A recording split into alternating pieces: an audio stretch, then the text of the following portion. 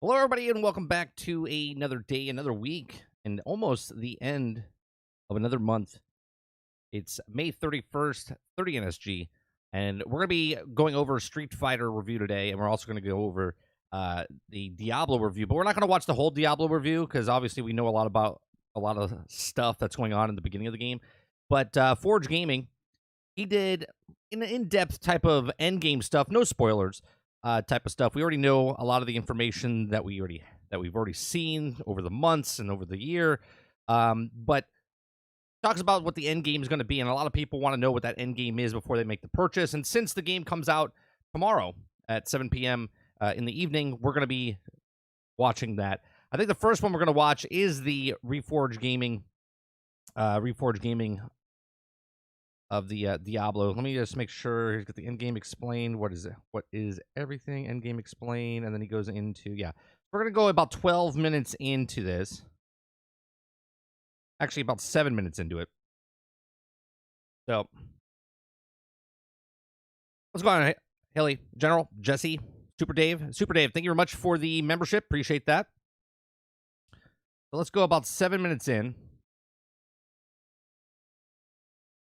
Begins, right? So the first system that you're introduced to is the Tree of Whispers. On its face, it's pretty straightforward. These are rotating objectives that pop up all over the world, spread out between the different zones. So each task that you have will be worth a set number of favors. Once you collect 10 favors, you return to the tree and you collect a reward. Now, hold on one second. Sounds like he's talking normal. when I first heard about this system, I kind of wrote it off because I basically assumed it was just like any side quest, daily quest system, or the bounty system from Diablo 3, right? And yes, in a lot of ways it is, but also, as I was playing, I found myself really enjoying the fact that this system pushed me to revisit old areas, but then also brought me to explore new ones that I hadn't yet seen. My biggest concern with Diablo 4 is what he's touching on right now. He was concerned, but I'm concerned that it's going to be like a job. You know what I mean? And you guys know what I'm talking about. Certain games do it well, and other games don't do it as well, so it's exposed faster, right? And these objectives are also always in these clusters. It essentially takes a few areas within each zone and will give you a grouping of activities in one particular space. So these activities will include completing a dungeon, clearing a cellar, killing a variety of enemies in the area, turning in these collectibles, and then finishing one of those open world events that we discussed. So while the exact activities are constantly changing, their locations and which ones are available are rotating on a regular basis, and there will be multiple clusters up at any given time, the general structure of each grouping of the Tree of Whispers. All right, so that's interesting. So he says there's enough. So obviously, if you play this over and over and over, if they're changing it all the time, there's different point systems where a dungeon does, did he say 5? The other ones are like 1. You have to get 10 total. So as long as they're changing it and it feels fresh and new every single time, then I think we're okay. Come on, big... Whisper quest is what I just listed, and the harder objectives also reward more favors. So for example, if you clear a cellar, it's worth 1 favor, but if you do a dungeon, it's worth 5, and you just have to reach 10 before you can go collect your reward from the tree. And this was a great way to fill up low-level pieces. It was a great way to level up and get experience. It was a great way to see more of the world. Overall, even though it is just like a daily quest system, just like a bounty system, because the world is so big and because I hadn't ever seen all of it, and because it was a good source of experience and a good source of filling up low-level loot pieces, I really liked engaging with it and constantly going out into the world, doing this cluster of activities, going back to the tree, getting experience, getting loot, then going out to another spot and just continue. I like that. Well, at least it sounds like I would like that. Continuously doing this over and over again. So the Tree of Whispers is the first and only endgame activity that you can do immediately after clearing the campaign. The rest of it is actually locked behind World Tier 3, which in order to progress to, you have to clear the Capstone Dungeon. So the Capstone Dungeon is this set level activity that basically acts as a barrier to you progressing world tiers. Enemies inside have a hard locked level, which if you are too far below is going to be really difficult. So when I finished the campaign, as mentioned, I was level 43. The Capstone Dungeon to go from World Tiers 2 to 3 is set to level 50. Now, I tried immediately going... All right, let me rewind that for a second. really difficult. So when I finished the campaign, as mentioned, I was level 43. The capstone dungeon to go from world tier 2 to 3 is set to level 50. Now I tried immediately Okay, so he'll be under-leveled. He'll be under-leveled going there. in, but I just wasn't doing enough damage and enemies would kill me too quickly. So I spent a few hours doing those Tree of Whisper quests, leveling up, gearing up, and then once I got to level 50, I jumped back into the capstone. And I'm gonna be honest with you, I think this thing has been a bit oversold in the past as being some massive challenge. In reality, it's just like a slightly longer than normal dungeon run. I mean, there are some cool enemies inside that you fight, but for the most part, it is really straightforward and it just acts as like a level. So it's a gear check. That's what it is. That's all it is. It's a gear check. Or a gear check. I mean, don't get me wrong, it was like somewhat difficult at times, but there really weren't any interesting surprises or real new mechanics that I noticed compared There's to any 3 other world bosses dungeon that we run know in of, the Mo. game.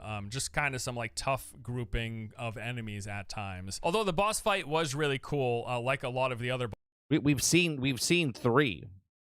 boss fights in Diablo 4. I really enjoyed it. I'll definitely give them We've only played 1 though during the beta and the slam tests and whatnot. that. Speaking of which, I know I haven't really discussed boss fights thus far. For one, we're not going to be revealing them for spoiler's sake, like the names of the campaign bosses. But I will tell you this much, the big ones that are in the campaign, as well as the boss in the capstone dungeon, I thought they were pretty good, really interesting, both in the boss design and mechanic design departments. I just thought many of these were interesting, cool encounters that I really liked. Okay, so once you finish the World Tier 2 capstone dungeon, you then unlock access to World Tier 3, and with that, you gain access to the rest of the end game, and that is including the Nightmare Dungeons and Hell Tides, as well as when you're introduced to the champion monsters.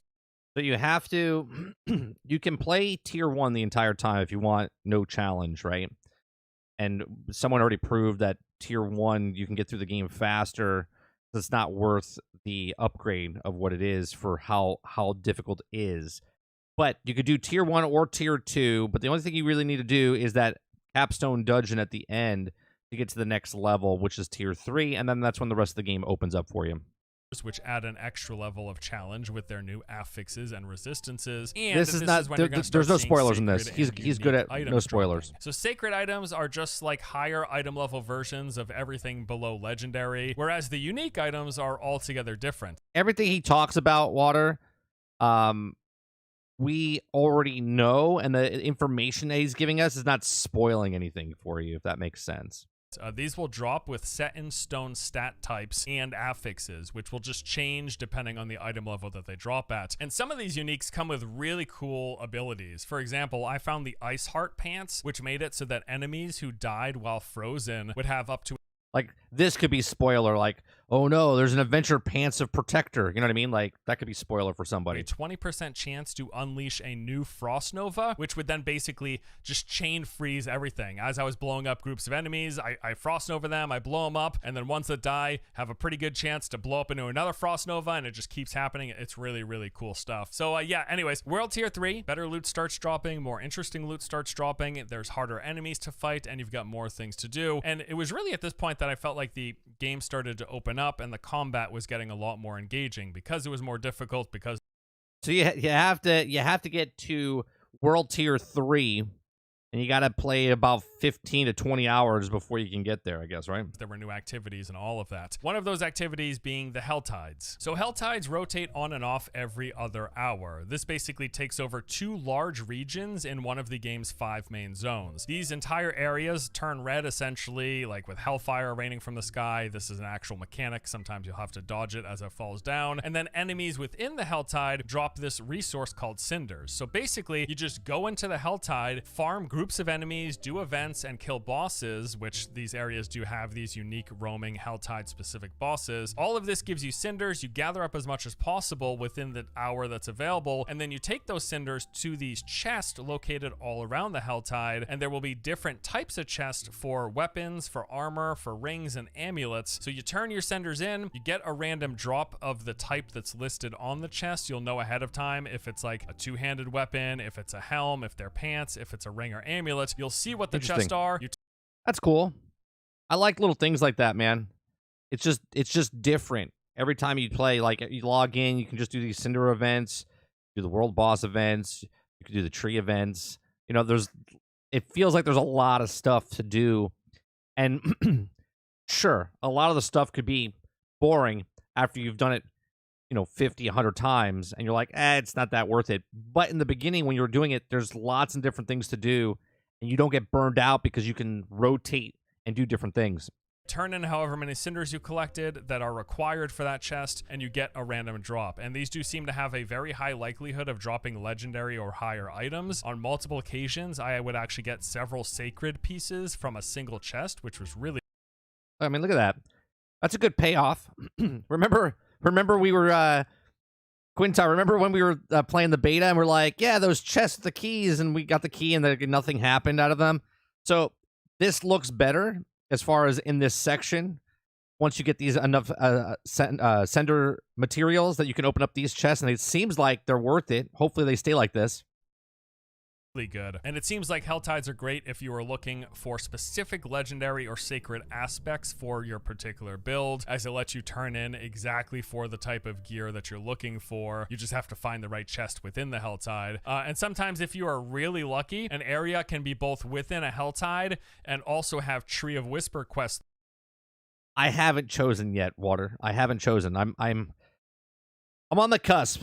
I really want to play a druid, but I also really want to play Barbarian, but I think because of all the stuff that both characters, we didn't unlock a lot of their stuff during the actual test, right? The beta. Because there's like a whole other system for weapons for Barbarian, and there's a whole other system for Druids. You have to go to different places and level those things up. So I'm leaning more towards Druid for my first character. Now, as far as playing the game, I don't know. Like, the looter guy in me wants to just go around and level up as fast as I can. But the story guy in me wants to, like, take my time and just go through the story and then grind. But because it's open world and you can go wherever you want, I don't know what I want to do yet, man. I might play this game completely different and not even care about the story. I'm not sure. Located in there at the same time, in which case you're just getting like a ton of value from farming in that particular area. Great opportunity when those things sync up to farm a bunch of gear. It's really cool, really cool. And next up are the Nightmare Dungeons, and this is really like the bread and butter of Diablo 4's endgame. It is the one main activity that has an Akuta Papa says, I will support you with the dead. Ever increasing difficulty as you can continuously unlock higher and the rolling bones that you're rolling with, and higher sigils, which are basically like keys that open up the Nightmare Dungeons. And these higher levels push enemy monster levels higher.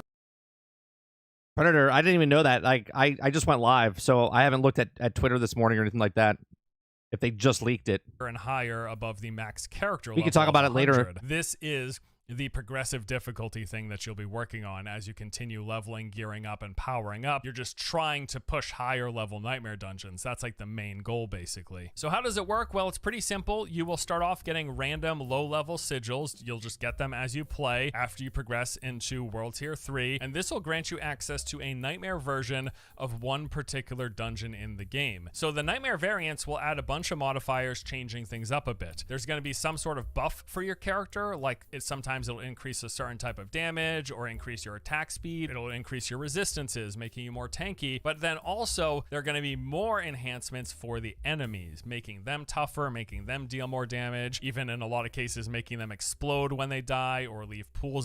No, that's what they gave the Rolling Bones. When we were playing the beta, people we were saying it was like a group, like a boy band group or a rock band. They named it the Rolling Bones. Of damage on the ground. But the most interesting thing is that these will also sometimes add an additional dungeon mechanic. So this includes something like the Drifting Shade, where you'll get I saw the Ratchet and shade Clank. That happened yesterday. Player exploding when it reaches them. This will deal damage, but then also create a field on the ground that dazes if you walk into it. Or there's this rock pillar that will follow closely behind you the entire time, pulsating damage whenever it gets close. Sometimes there are ones that will have lightning strikes periodically come down, and you have to get under this floating artifact in order to prevent the damage. Or there are ones that will have portals open up and constantly streaming in new monsters. The main point of doing these Nightmare Dungeons is to, beyond dropping loot at the end of them, to upgrade the glyphs for your Paragon board, which brings us to the Paragon board. Upon reaching level 50, This is the only, well, not the only thing. This is one of the main things I have an issue with. Um, this is the main issue. I want my Paragon board where I can keep picking different cards the way I want to, but I think you can only pick one card. 50, you You know, stop gaining for new that skill particular points and board. start progressing the Paragon board. So for every level, you unlock 4 new Paragon points to spend on your board. This board is basically an additional layer of character power progression. If you want to get it early, Jared, I think it's like $90. If you want to do the 4-day early access, otherwise I think it's $70. Outside of gear. So you begin with your class's starter board. This is set, locked in place, and you start at the bottom and work your way up. There will be a bunch of normal nodes that will add minimal increases to things like strength, intelligence, willpower, or dexterity. Then also magic nodes that provide stronger boosts to various different stat types. There are then rare nodes that provide even more powerful boost, and legendary nodes, and these basically act like additional pieces of gear as they reward what amounts to something equivalent to a legendary aspect. And then also dotted all throughout the I have a question. Once you're going up the Paragon board, does anybody know, can you respec the Paragon board, or once you pick it, that's it? It's locked in. these boards are these empty glyph slots. You're gonna play, glyphs are gonna drop, and these things provide pretty big modifiers and enhancements basically to any of the nodes within the range of the glyph. So depending on the glyphs that you have, you'll have different glyphs that do different things, and if you find ones that are good for your build, you'll slot them into one of the empty glyph nodes on the Paragon respect board, everything? and they're Okay. gonna provide a really good boost to all of the nodes that surround them. And these are really strong enhancements. I know you could respec the tree, the skill tree, boss. I didn't know you could respec the Paragon. I think they said, though, it would be too expensive, right? And you wouldn't want to. As mentioned, they can be further powered up by running those nightmare dungeons. So once you get a glyph that you really like and that's good for your build, odds are you're going to want to spend some time farming the nightmare dungeons specifically to level up the glyph. In a lot of ways, it's pretty similar. Hold on. So you want to do nightmare dungeons to upgrade the glyphs. Odds are you're going to want to spend some time farming the nightmare dungeons 21 rows. specifically to level up the glyph. In a lot of ways, it's pretty similar to what running rifts was in Diablo 3, which you were doing to level up gems. You're running nightmare dungeons in Diablo 4 to level up Paragon glyphs. All right, so a couple more endgame things we're going to touch on. First up, the world bosses. If you fought the world boss in Diablo 4's open beta, you know exactly what to expect with these. The boss will periodically spawn into the game. You're going to get a 30-minute warning before they show up. You go to the area, fight the boss, and collect the loot. So in the open beta, we fought Ashava the Pestilent. In the review build, I fought Ashava the Pestilent. And that was it. In all my time playing, I actually saw the world boss spawn 3 times, and every time, because I was unlucky, it was Ashava. Now, So it rotates the world bosses, but he only got one boss. Ugh. I hope they rotate that, so it's not lucky like you're only playing the same one 3-4 times in a row. at the very least, there was some variety here for me because Ashava was located in other Ashava's 56 right there. spawn locations. There will be set essentially boss arenas located around the map. So I fought Ashava, not in the Fractured Peaks at least, but I just kept fighting Ashava. I didn't see. Oh, let me rewind for you, boss. Let me rewind.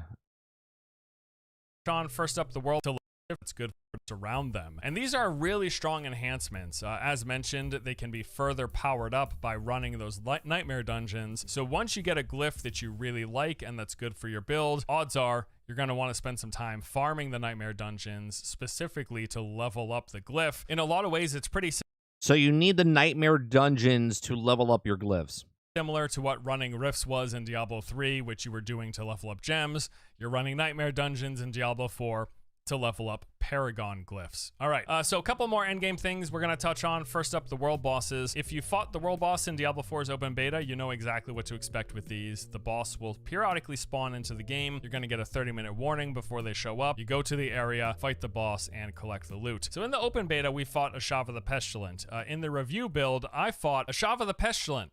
And that was it. In all my time playing, I actually saw the world boss spawn 3 times, and every time, because I was... It looks like it scales, because he's level 56 in the video, and the world boss is level 56 as well. was unlucky, it was Ashava. Now, at the very least, there was some variety here for me because Ashava was located in other spawn locations. There will be set essentially boss arenas located around the map. So I fought Ashava, not in the Fractured Peaks at least, but I just kept fighting Ashava. I didn't see anyone else. He's soloing it right now. Liam was playing as well and fought the other bosses, so we know what they do. First up, there is Avarice, the Gold Cursed. He's got various melee attacks, slams, and AoE. Okay, so the boss is 65, and he's level 61, so it is a little higher than him. He would stomp on the ground and puke, which you would have to dodge. Occasionally, then, he would teleport away and slam in when he teleports back into the arena. And then also, Yeah, there's different areas around the map that they spawn in, boss, but it's random, I guess, how you get him, because he said in his game, this is footage from his friend's game. Okay, so when he was playing, he just did the same world boss 3 or 4 times. he would form up these statues that occasionally would burst into these golden AoE pools. This boss was actually pretty straightforward and seems to be the least interesting of the world bosses in the game. And then there was Wandering Death. When he shows up, he's got this sound wave attack in which he would push it out and then summon it back towards him, damaging anything in his path. He would also summon up these large tornadoes that would spin around the arena. He had this charge up beam attack, which he would shoot out of both hands. He moves around weird. While spinning around. This was really cool looking, honestly. All of this just got progressively more intense to the point where eventually the boss was shooting out 3 of those beam attacks, which I thought was really cool looking. And that is actually it. Ashava, Avarice, and Wandering Death, as far as we know, are the only 3 world bosses that are in the game at release. So this is a bit of a disappointment here. One of the handful of disappointments I have with Diablo 4. I'll also say I was hoping that the other world bosses would have some more interesting mechanics, but everything seems pretty straightforward. Liam was able to solo the 2 additional bosses. None of these bosses seemed particularly challenging. It seems like the hardest part about these world boss fights will just be you dealing with the other players in your instance, scaling up the health of the boss, and if they don't carry their weight, that's going to be a bit of a pain. All right, and the final big endgame activity Druid, are the Fields of Hatred, or basically the PvP zones in Diablo 4. There are 2 of them in the game, and I'm going to be honest with you, I'm a little disappointed because they are relatively small. The basic mechanic is really straightforward. There are these 2 Fields of Hatred. You go there, killing enemies or bosses or doing events in the region will drop these shards. You collect the shards, and then there are basically these extraction points. There's like 3 or 4 of them in each one of the PvP zones. They're located on the corners of the map. You go to the extraction point, dump your shards, and then after some 45-second timer, the shards turn into red dust, and then you're able to use that red dust as a currency for vendors that sell cosmetics and gear. There's like a gambling vendor version of the PvP currency. So that's the basic system. And then of course PvP happens within here. Unfortunately, during the review build, there wasn't a lot of PvP that took place. So I am reserving final judgment. I mean, obviously the fact that I didn't actually get to experience PvP took away from the experience, but I'm also just surprised by how really small these zones are. It just feels like they might get really boring because they're just such pretty tiny arenas. They're very tiny spots, but whatever. I'm reserving final judgment until full. I'm not sure which version I'm going with yet, Super Dave. It's crossplay, so it doesn't really matter, so we can all play together. I might go with the console release, when ideally we get to see these things in full swing with tons of other people and everyone's getting one shot, right? With all that said, I don't know if I want to, because I can't find to know for sure, because I read an article that they're not doing controller support or at launch, and I don't know if I want to play the game where I'm point clicking. I don't know. Here is the basic endgame loop and what you're doing and why. You're going to probably want to do the world boss and that Gathering Legion big open world event whenever they happen to pop up. You should also most likely do Hell Tides whenever they pop up if you are looking to farm specific slots, legendary aspects, or trying to get sacred items in those particular slots. Hell Tides are great for that. You will be fairly regularly wanting to farm Nightmare Dungeons in order to level up those glyphs for your Paragon board. And you're going to want to do Tree of Whispers if you're looking to level up because they're great for experience, as well as filling specific low item level gear slots, and you'll do PvP probably just for the fun of it. And that is the loop that I found myself doing. I would, when I felt like leveling up, I would do Tree of Whispers, or if I just wanted to explore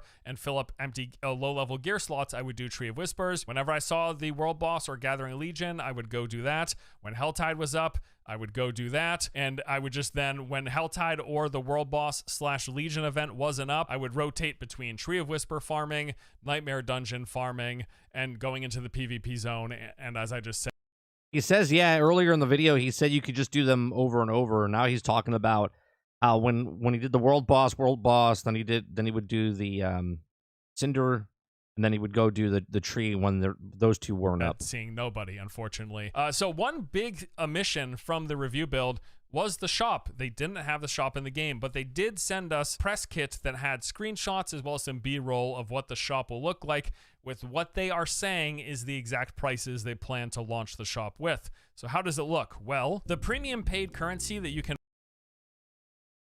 Okay, so the premium currency is anywhere from $2 to $100. buy ranges from costing up to $2 to up to $100. From $2 to $10, every $1 equals 100 currency. And then once you reach that $25 bundle, that's when they start adding those bonus free currencies in addition to the 2,500 that you would have got otherwise. And the point of this, of course, is to try to incentivize you to pony up to spend for that $100 bundle, as that is the one that gives the greatest amount of free currency, or the best value as it is often called in these cash shops. So the cosmetics that we saw ranged in price from $13 for this Dress to Kill Rogue set all the way up to $28 for the Wraith Lord Necro set, and $28 appears to be the highest, most expensive cosmetic set that I saw in at for now.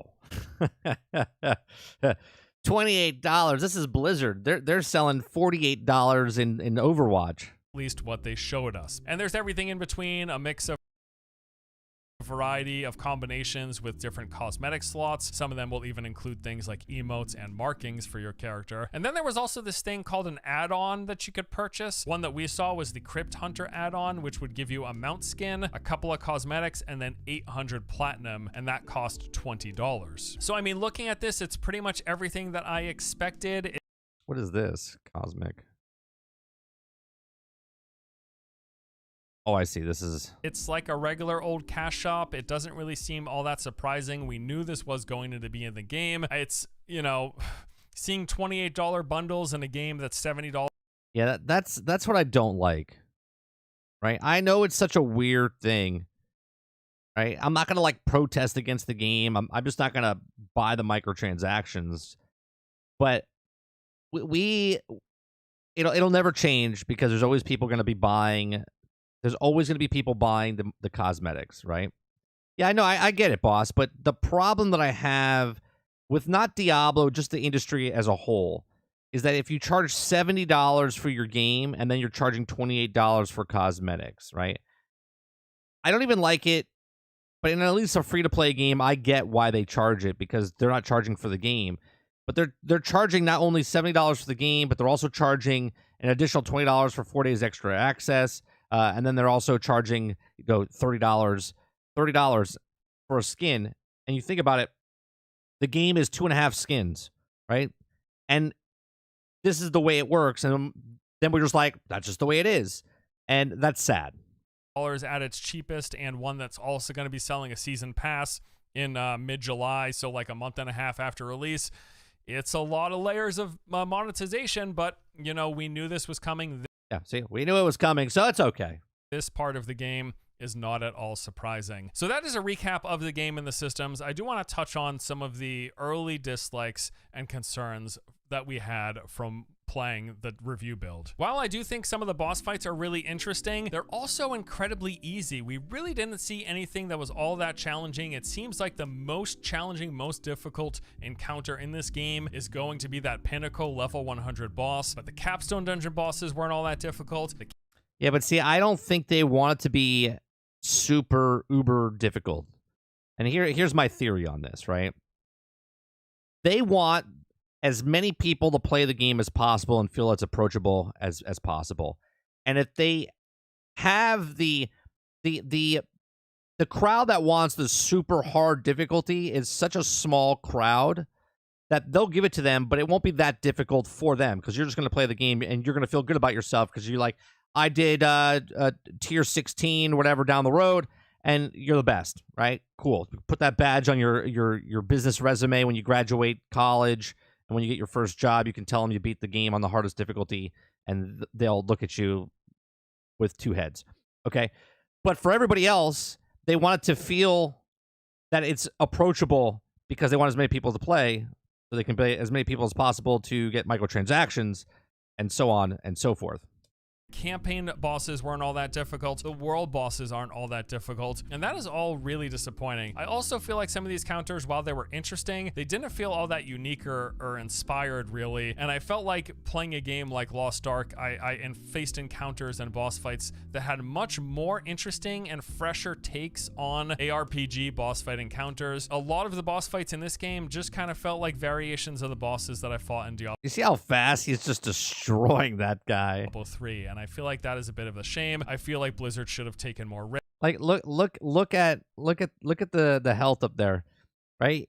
The boss is 55, he's 56. RPG boss fight encounters. A lot of Just the boss fights in this game just kind of obliterating felt it. like variations of the bosses that I fought in Diablo 3, and I feel like that is a bit of a shame. I feel like Blizzard should have taken more risks, and that's probably one of my biggest critiques about Diablo 4 in general. I really like the core of what is here. That's a completely different conversation, though, General, right? Because you gotta look at it, and people will defend it and go, well, they wouldn't even make those skins if they didn't have a store, right? You know what I mean? It is super competent, it is fun to play, and I plan to play it, but I feel like they played it very, very, very safe, and they didn't take a lot of chances when it comes to mechanics and systems within the game. They just built a good feeling ARPG, they made it open world and MMO light, shared world, which I love both of those things, but it doesn't feel like it's really pushing the boundaries outside of that structure that they've built here. Some of the content in the game with things like the strongholds and the campaign bosses, they don't have ways to replay them really, like they don't reset, making them repeatable, which is a shame because they are some of the cooler things in the game. I would love an opportunity to replay strongholds and fight campaign bosses again because both of those things are enjoyable to engage with, but we only get to do them one time around. Feels like the scaling is a bit wonky. A lot of people kind of complained about this a bit. Look how he's 68, the boss is 73, and he's destroying them in the betas, but it's true for release as well. You'll basically fluctuate between things being incredibly hard but way too easy, all depending on the gear that drops. Maybe that's just right.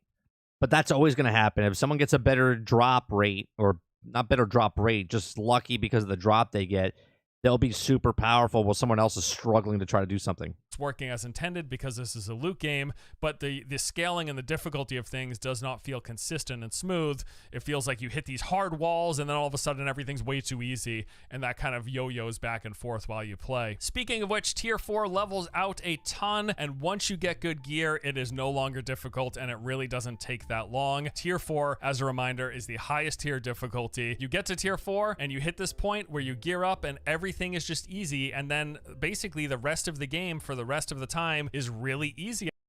I mean, look at what he's saying. Listen to the words he's saying, and then look at the video he's showing. He's level 69. He's going up against something that's 10 levels higher than him, and he's completely just destroying it. The highest tier difficulty. You get to Tier 4, and you hit this point where you gear up, and everything is just easy, and then basically the rest of the game for the rest of the time is really easy at that point, with the only exception, and it's still good at least that this is here, is those nightmare dungeons, because as I mentioned, you will just keep getting higher and higher level keys that keep pushing the monster levels higher and making things more challenging, and that is the ever progressing difficult. It's not infinite progressing, but it is ever progressing up to a point, because eventually you'll hit level 100, you'll get all your best gear slots, you'll get your best rolls, and then even the I bet his is the best gear for his level. No, he's saying that once you hit Tier 4, it doesn't matter. You're going to be getting the gear, and that gear is going to make the game super easy. those max level nightmare dungeons aren't going to feel that hard at that point. At least that is my assumption. Class balance still feels out of whack here, and I'm not talking specifically about endgame balance, but while leveling up. And while this doesn't really matter in the long run, it's pretty stark difference when you start off playing something like, say, the rogue or the sorceress in my example, and then you try switching to level up a barbarian or a druid. Both of those classes just feel terrible to start. Now, the good news apparently Yay! is that they get really strong in the end game, but it would be nice if they didn't feel so underpowered in the leveling process. So now, after going over everything, talking about Diablo 4 content, talking about my experience in the review build, what I liked, what I didn't like, How long do I think I will be playing Diablo 4? Well, my guess is it's probably going to take about 2 to 3 weeks before I am geared and leveled up enough to clear the hardest content in the game, which is moving through those nightmare dungeons that will scale up, right? And then eventually taking on that level 100 boss itself, which is what Blizzard has said is basically the pinnacle PvE. Right. Once you get to that boss, you beat the level 100 boss, you beat the game. You beat the game. Challenge in the game at the moment. Now, there is, of course, a never-ending amount of loot that we can grind for as you search for perfect rolls and the highest end range values for various attributes and affixes on every piece of gear. But for me, typically, once I am geared to the point where I can clear the hardest or close to hardest content in these games, I'm pretty much satisfied with what I've seen. So yeah, my guess is that's going to be in the vicinity of 2 to 3 weeks, maybe up to 4, depending on my daily playtime. After which, you know, we could extend the amount of playtime if I'm screwing around with friends in PvP, or if I decide to level up a new character, which then would add another 2 to 4 weeks to my playtime, at which point we'll be nearing the start of season 1, which there you go, that should line up perfectly, and we'll play through season 1 and we'll see how long I continue to maintain interest there. A lot of that is going to hinge on how much they mix up this core experience, because yeah, the core experience, I'm probably looking at about 4 to 6 weeks before I feel like I've kind of run through everything and I'm pretty satisfied with where I'm at. That said, as mentioned earlier, a majority of Diablo 4's long-term success is going to hinge greatly on how substantial and how interesting that seasonal content ends up being. What I can tell you is that while I do think there's room for improvement here, and I would have liked to see Blizzard take some bigger swings and try some more innovative stuff, all told, the core of Diablo 4, it's a lot of fun. I really enjoyed playing through it, and I am pumped to dive in this week and play the game with everyone else. I do have some critiques, but ultimately, the worst part about playing the review build last week is when the servers went offline, because I just wanted to keep on playing. And for me, that is a telltale sign that I enjoy a game. Yeah. That's going to do it for me today. Thank That's good. I think he talks about he said his campaign, he beat the game in about 13 hours, if I remember correctly. He said he beat it in about 13 hours.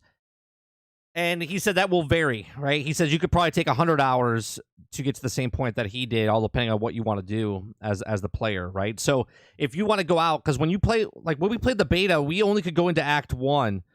He said that you could go every direction. You don't have to go do Act 1. He says, but if you want to beat the game and get to the next tier, you have to complete the story. So you will be going back to Act 1 area, okay?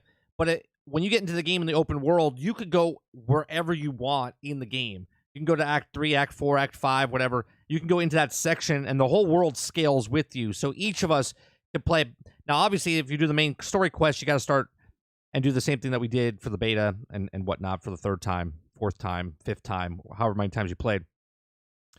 So I like a lot of the stuff that he said and showed, right? It kind of clears the, you know, I hate the fact that we have to wait for this right before the game comes out. But still, look, I haven't purchased the game yet. I know a lot of you have. I've gotten the information that I want to make the purchase now, okay? Leading up to it, I want the devs and stuff to tell us, okay, this is what Endgame is. This is what this is. And they didn't really tell you a lot of that stuff. They did, but they didn't. And now a lot of the reviews that I've seen, I like Reforge. Reforge is pretty straight up. Tells how it is. I wouldn't say or call him in any way, shape, or form a shill in any way.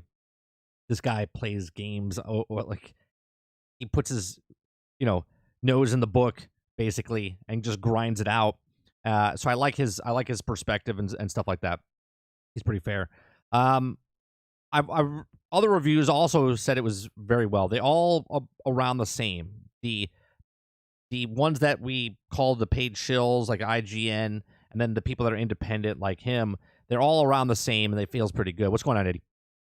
So I'm very excited to play this game. Now, I just don't know how I'm going to play the game. I want to just play through the story, but then a lot of the reviews I saw, they said the story is kind of jumbled, and it's the best story yet, but yet still not good type of thing. So I don't know. I kind of want to play through the story and then grind my guy up, but I have a feeling that because it's so open world and I want that number's there, right? I want to level up my skill tree. I want to get to that point. This is what I might do. I might grind myself up to power and be a high level when I complete the story, if that makes sense, right? Because it scales with you. It doesn't matter if I do the first boss fight at level 1 or if I do the first boss fight at level 100. So I might go around, and again, I think this will help people also because I'm a streamer, that people won't get spoiled doing main story campaigns. What I'll probably do is just go out in the world, farm some gear, level up my character, and then go into certain areas, right? So we could do side dungeons, we could do a whole bunch of other things. I think that's the way we might do it. I think that's the way we might do it. I don't know if I'll do story campaign, I should say, on stream. Because I know a lot of people don't want it to get spoiled. Unless the people that are not playing the game would like to see that. And then I can do that. But I could also break those out and upload those on a separate thing. But I'm very excited. So this is what we're planning on doing with Diablo 4. We have a podcast tomorrow night, Generation X Gaming, weekly podcast. We go over a few of the top stories in the past week. Join me and Sarge. We rant along the way. It's a fun time. Episode, I think, 253. I'm a little bit behind on uploading those to the audio versions on Spotify and whatnot. So I'll get that done this weekend. But as far as Diablo content, it comes out at 7 p.m. Based on what I hear while we're on the podcast, I'm sure you guys will say that the servers are fine, everyone's getting crashed, or something's going to happen. But we'll play Thursday evening after the podcast. So we'll do the podcast to about 10:30. And then I'll jump in and play from like 11 to about 1, and we'll just level up a bit and play the game, make our character and start. Then Friday, I'm not sure if we're doing a podcast with Lono because I think he's also going to be playing Diablo. So we might do a morning stream for like 2 hours to continue Diablo. And then we're going to be playing late night Diablo on Friday night, Saturday night, Sunday night. So if you guys are interested in more Diablo, and obviously if you can't make it to the live shows, it'll be up there after the fact so you can watch it. You should be around 40 by the time you beat the story, and you'll want to be at least 50 to match cap Stone Dungeon. So you can sprinkle in some stuff along the way. Yeah, but what I'm saying, Horseman, is that it doesn't matter if I do the story campaign or if I just stay out in the open world and just grind for stuff. You know what I mean? Am I leaving? No, I'm not leaving. I'm just giving you, what's it called? My schedule. Blizzard will announce that, like Overwatch, they're canceling the PvE and Diablo PvP only. Yeah. So that's what's happening with Diablo. I'm very excited about it. It's another new game to play, and I'm looking for that looter. Like right now, once a week, we played Division, and I really, really like Division. Been playing it off and on for the 4 years it's been out.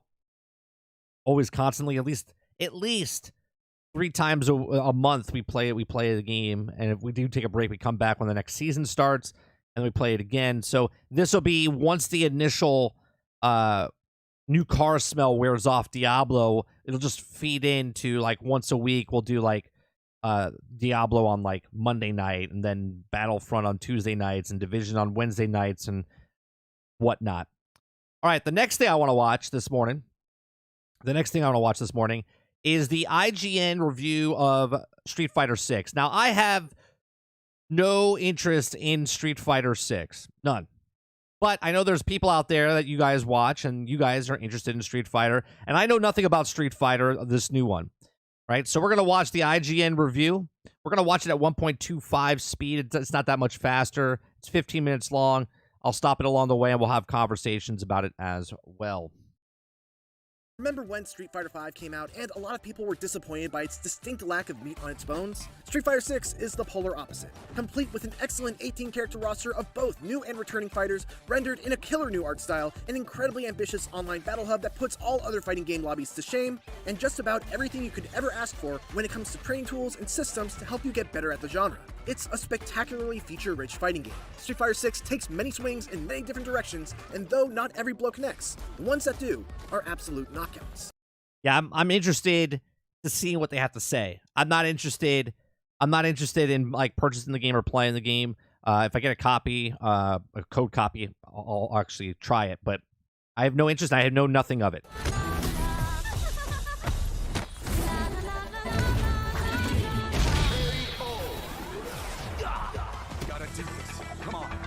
gameplay of every Street Fighter game since Street Fighter 2 can generally be defined by a unique mechanic. Street Fighter 3 had parries, 4 had focus attacks, 5 had the V system, and now Street Fighter 6 has the drive system. And for my money,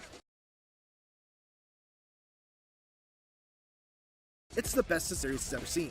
Every character gains access to 5 powerful abilities that are all governed by their drive gauge: Overdrive special moves, Drive Rush, Drive Parry, Drive Reversals, and Drive Impact. Overdrives are essentially the new EX special moves and cost 2 bars. Drive Rush allows you to quickly close the distance between you and your opponent at the cost of 1 bar, or cancel out specific normal attacks at the cost of 3 bars. Drive Reversals allows you to get an opponent off of you while you're blocking their attack at the cost of 2 bars. And Drive Impacts, well, we'll get to those in a bit. I love this system for a lot of reasons, but chief among them is that it opens up so many options, and at the start of every round, you have a full meter and have access to all of them. There's no building this meter up, or worrying about the amount you'll have left over for the next round.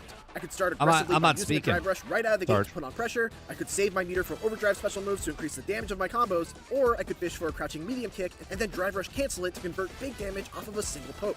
Those are just a few of the options, and managing them makes the already extremely cerebral fighting of Street Fighter 6 even more enjoyable. The way it's handled when you run out of drive meter is also excellent. Your character enters a burnout state where you're completely unable to use any drive meter related techniques. Your opponent's attacks become more advantageous on both block and hit, you take chip damage, and drive impacts are even scarier than before.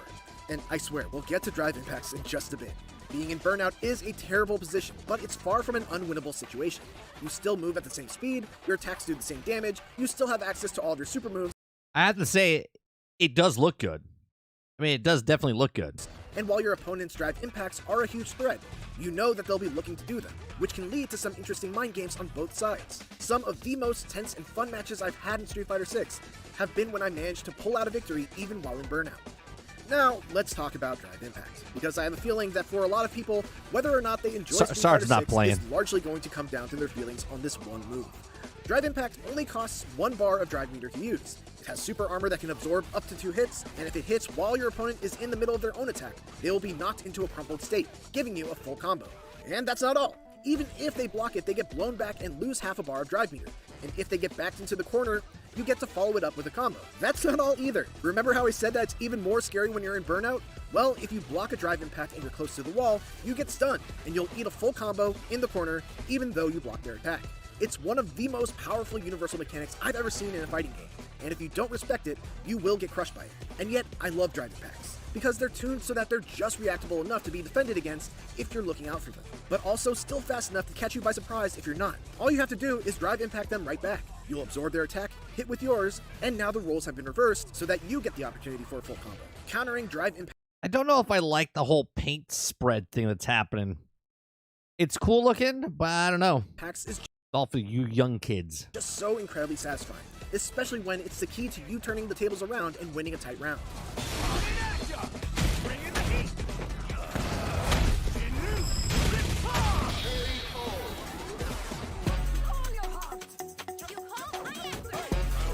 Street Fighter 6's roster of 18 characters is mostly familiar, with 12 returning characters and 6 being entirely new. But even the returning characters feel fresh thanks to new quirks added to their movesets. Ken's command run, for so it's sort of like microtransactions, boss. You just kind of ignored it. Got it. example, now changes up the properties of several of his special moves when he uses them out of it, giving them EX-like properties without having to spend drive meter on them. Cammy can now charge her special moves and give them V-trigger-like. Oh, for 100%, Mo. If Sarge played Diablo, he would go all in. That's his type of game.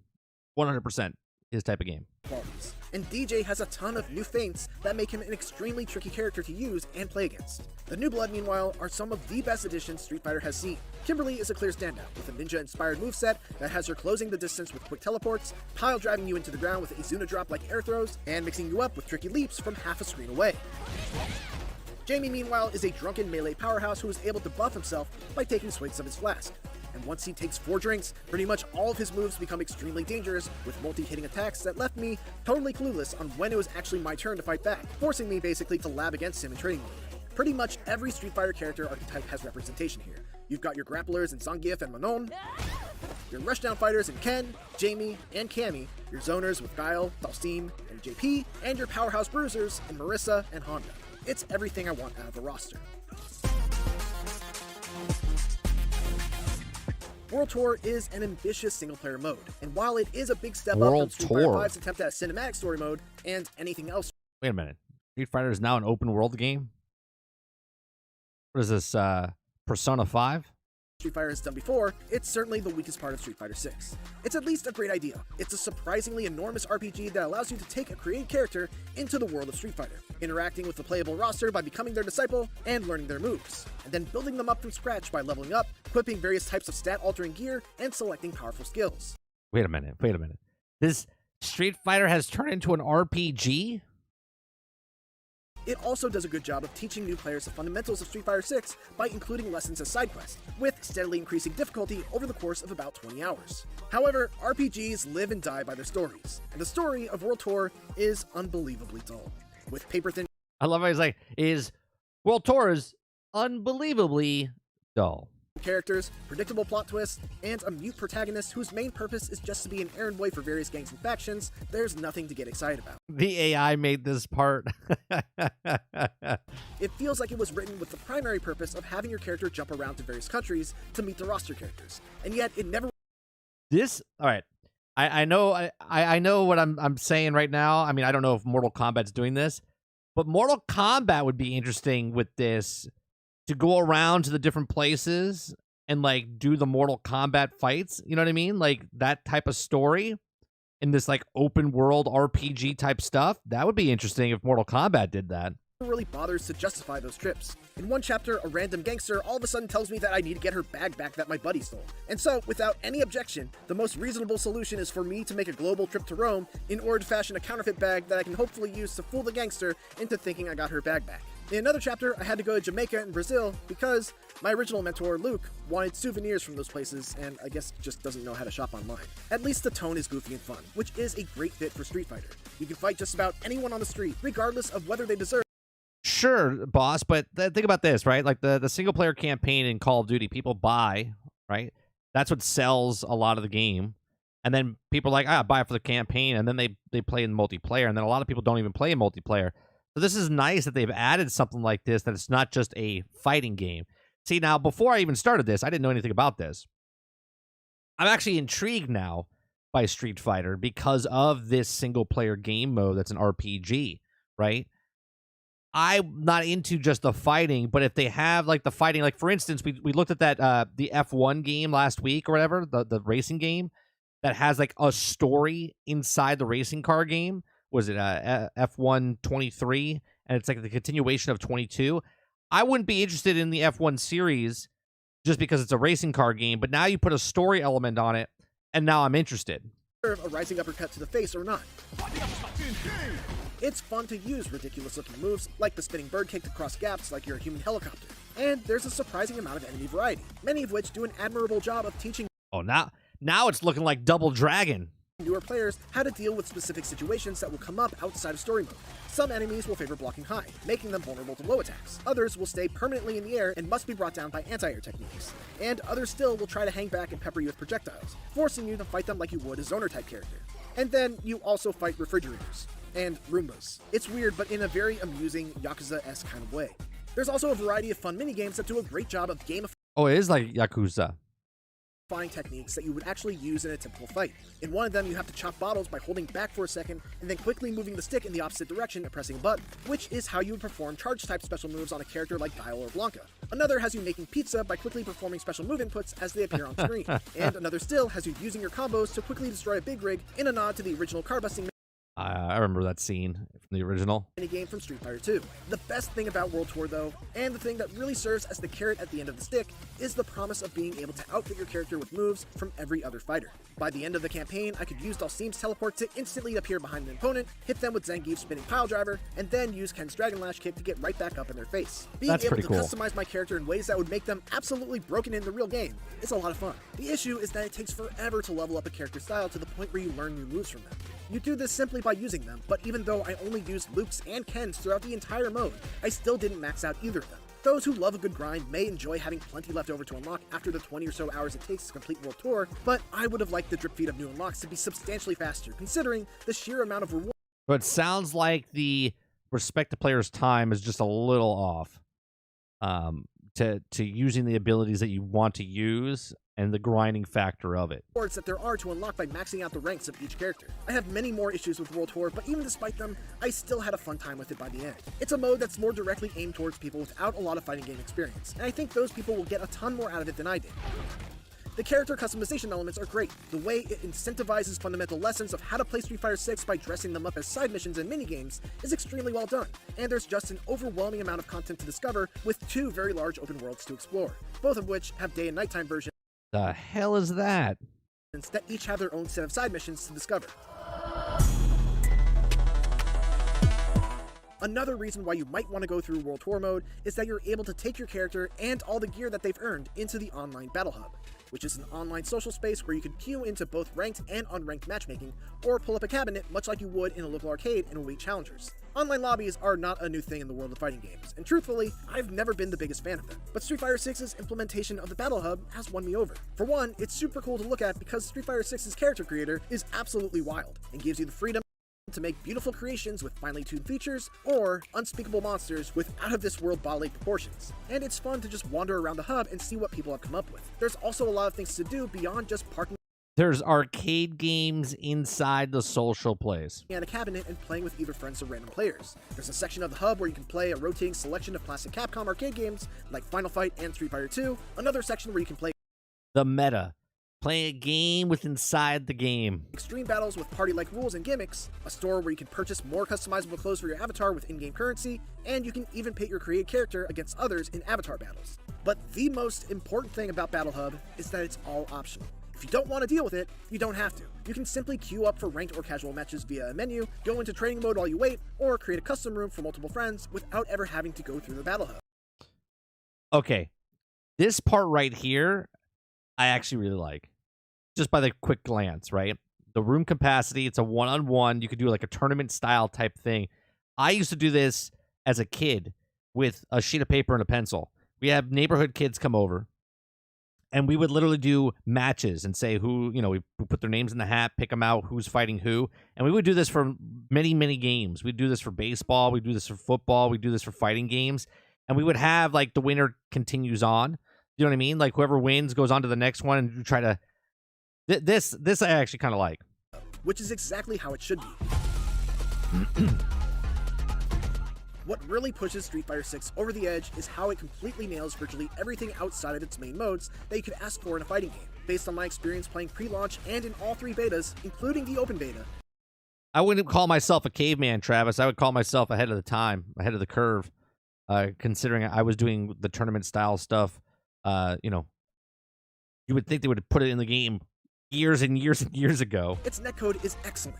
It's got the best training mode I've ever seen in a fighting game, complete with frame data, cancel window data, and a ton of other useful things. It's got extremely helpful character guides that make it very easy to learn a new character from scratch, combo trials that teach you practical combos for a variety of situations, load times are extremely quick, and rematches are nearly instantaneous. You can search for replays with a ton of different filters to help you learn matchups. About the second, doesn't it? Across Street Fighter? Xbox, PlayStation, and PC. There's frame data when you're spectating, you can create and join clubs, and the list just goes on and on. Many fighting games also have these features, but very few have all of them, and especially not right out of the gate. Street Fighter 6 also deserves credit for really making an effort on welcoming newcomers in innovative ways. On top of World Tour mode, there's also a new modern control scheme that allows you to play without having to worry about character-specific command inputs or combo routes. Special moves are mapped to a button and a direction, much like Smash Brothers. There's one button each for light, medium, and heavy attacks. You can execute combos by holding down an assist button and mashing one of the 3 attack buttons, and you can use super moves just by pressing 2 buttons at the same time.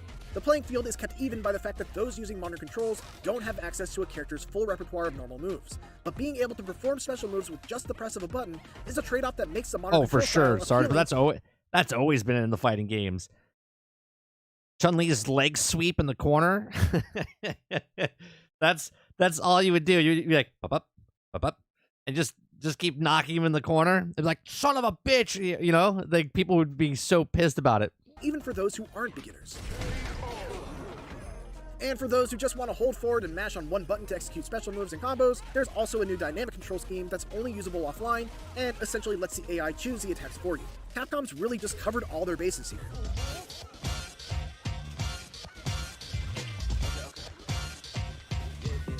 Street Fighter games are always benchmark moments for the 2D fighting game genre, but Street Fighter 6 feels extra special. The drive system is an incredible addition to the fighting mechanics that gives you a veritable Swiss Army knife of options and meter management decisions right from the start of every round. The starting roster is the best that Street Fighter has ever seen. Its online netcode through 3 betas has been impeccable so far, and the number of smaller details that it nails right out of the gate is unprecedented. It's so good that even the poor story and extremely slow progression of the single-player World Tour amounts to only a jab's worth of damage on its metaphorical health bar. Whether you're completely new to fighting games or are a seasoned vet, Street Fighter 6 is a must-play. Yeah, looks actually pretty interesting. You know, the last fighting game like this I played, I want to say, had to be Injustice. I think the first Injustice, which I don't even know what year that came out of. Or was it Injustice 2?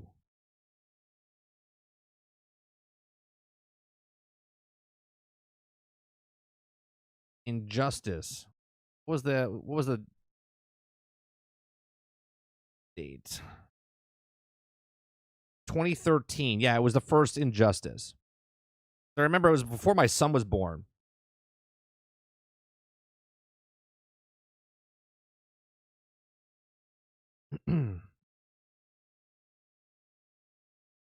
Yeah, it looks actually. What I liked about and you fighting guys are gonna have to remind me because I haven't played it, like I said, in a really long time. Which one was it? Was it Mortal Kombat, where you would fight on like a surface and then you would smash through the ground and then you would end up in another area? Was that Injustice or was that Mortal Kombat? I can't remember.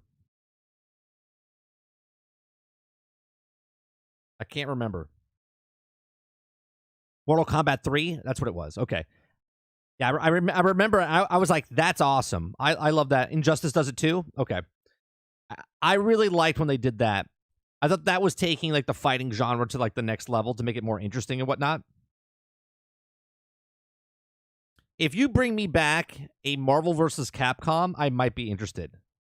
If you bring me back a Marvel vs. Capcom, I might be interested in fighting games. I used to love...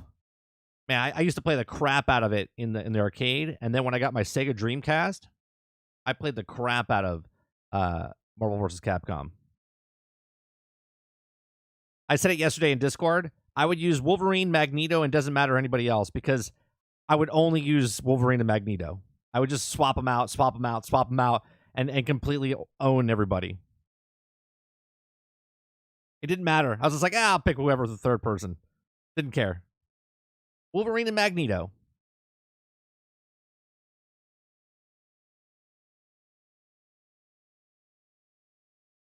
Yeah, 1998 was when it came out. 2 was awesome as well. That's the Sega Dreamcast time.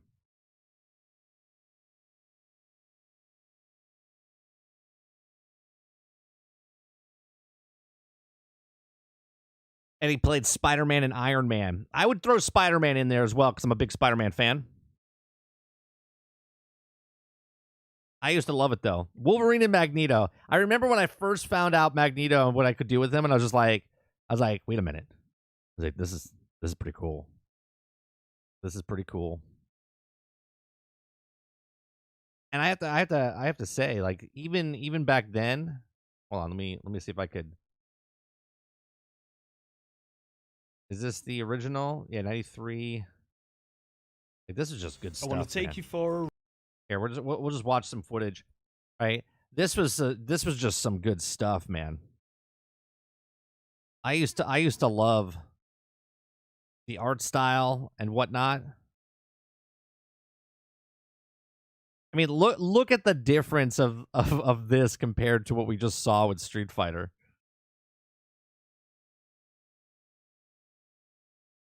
It's just so good. Look how slow it is. Look how slow it was. By the 4:3 aspect ratio.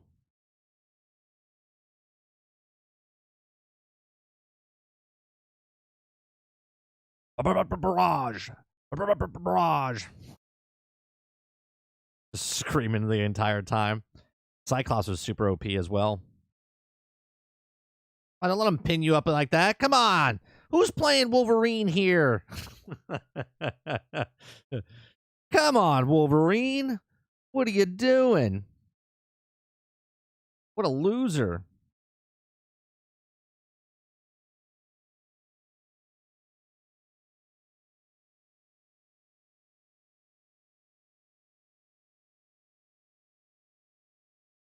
Yeah.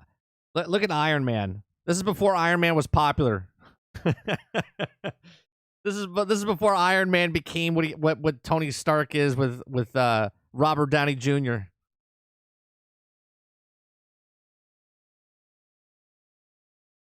This is number 2.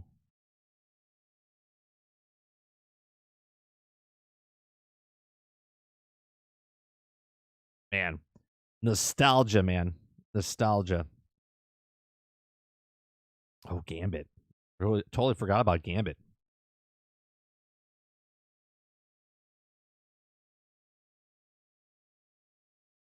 Yeah, it was good stuff. I like looking back at some of this stuff. What is it called, Jesse? Check out Marvel Nemesis Rise of Imperfect. Let me look it up.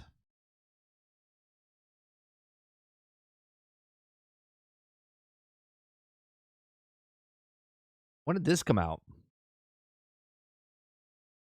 When was this out? I never played this. Well, it looks like it's like early 2000s.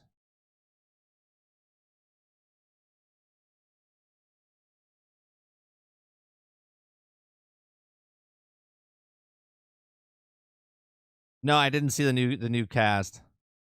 The leaked cast.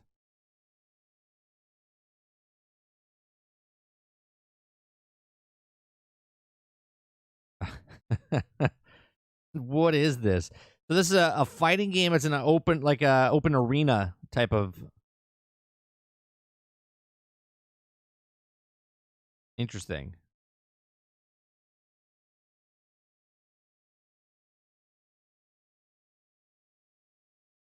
Interesting. You know, this was probably like such ahead of its time back then. Right? Like if you look at Grand Theft Auto 3 compared to Grand Theft Auto 5, Grand Theft Auto 3 when we first saw it was like we were mind blown by it. We were just like, this is amazing. This is amazing. And then you look at Grand Theft Auto 5, you're like, what the hell were we playing with Grand Theft Auto 3? That's what this is. This feels like a Grand Theft Auto 3.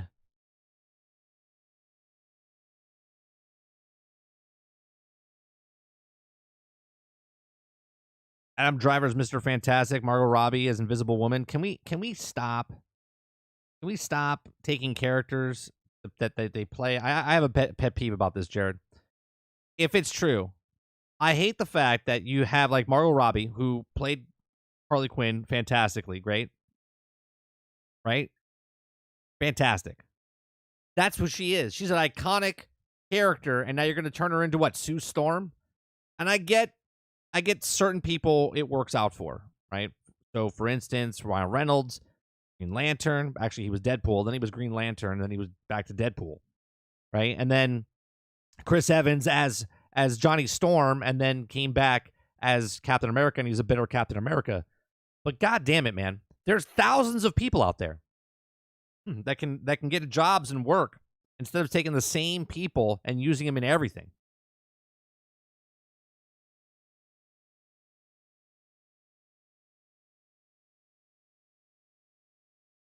There was rumors that what's her name? Anna, what's her name? Mila Kunis was going to be in Fantastic Four as Sue Storm as well, and then she was also in the cast for some Star Wars as a rumor, like as a baddie in one of the Star Wars movies. Because that's who I would be afraid of. Someone that's like 5'4". Yeah, I'd be really, really terrified.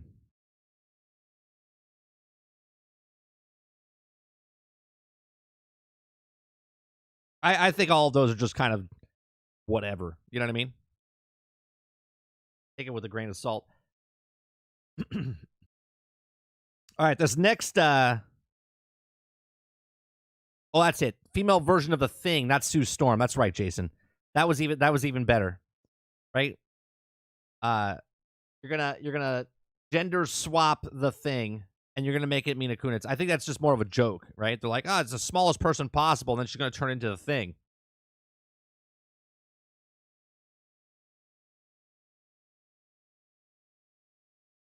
I just heard Rey is coming back in the new trilogy of Star Wars. Yeah, that's an actual thing. That they announced that over a month ago at Star Wars Celebration. All right, those of you that like space games, there's a game coming out.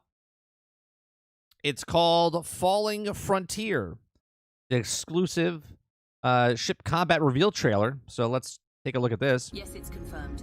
Fourth Fleet is engaged in operations around Jupiter. Well, who else is there? The Caligula and Richmond. Okay, patch me in. Caligula, this is Comsat Fleet, over. This is Caligula, roger, over. This is right. I can tell already this is right up Sarge's alley as well. Is this like a real-time strategy game? This is like an EVE Online, I think. Caligula and Richmond are ordered to divert from rendezvous with Erebus immediately and make best speed to intercept and destroy enemy task force. Formal orders to follow, over. This is Caligula, roger. Time to intercept 1 hour. Out. Oh no, he doesn't like EVE Online. What I'm saying is Sarge is a huge he likes real-time strategy games. I don't know if this is a real-time strategy game, and he likes space. So I don't think he's even played EVE Online.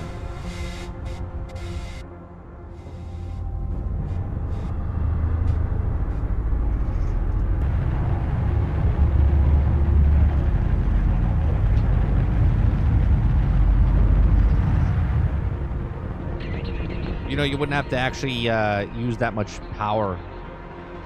You could just shut it off now, and you'll be going that speed for the rest of the remainder of until you put boosters on a different direction. Countermeasures away. PDC's online and engaged.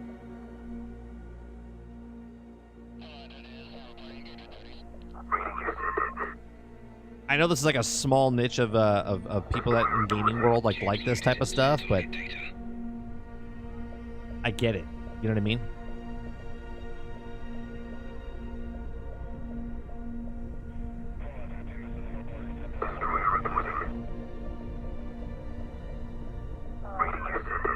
Would the communication be like that? I don't know. You would think they would upgrade the speaker system if they have battleships in space.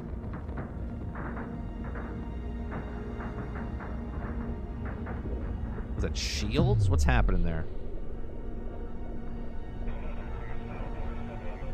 Direct hit. It is pretty cool looking, I have to admit.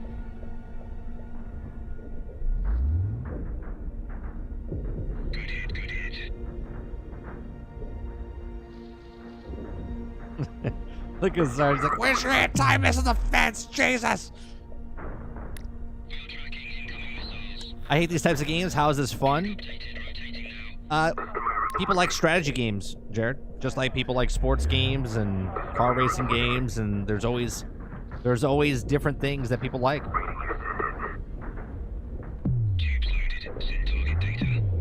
I'll be honest, for the normal person, this is not really a sell. I thought it was going to be more of an action-packed type of trailer. I didn't look at it beforehand. I totally get it.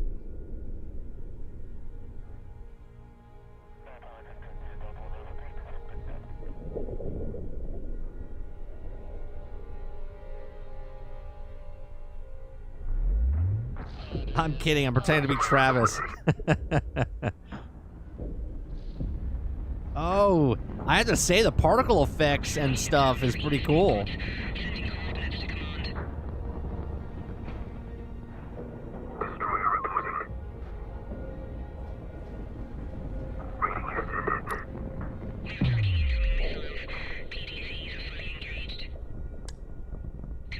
What is happening here?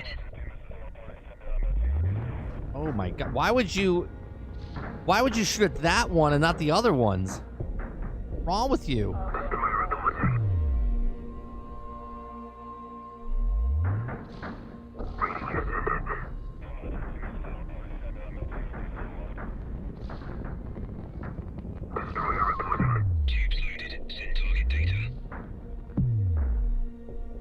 It's heavily influenced by The Expanse.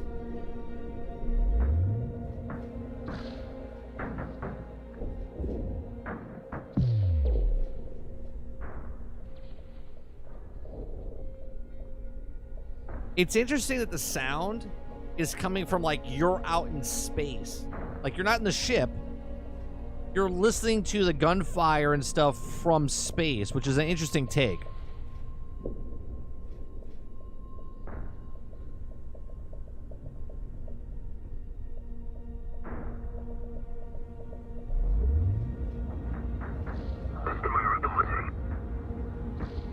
Respawn is Star Wars game like this. Please respawn. The game is Star Wars World.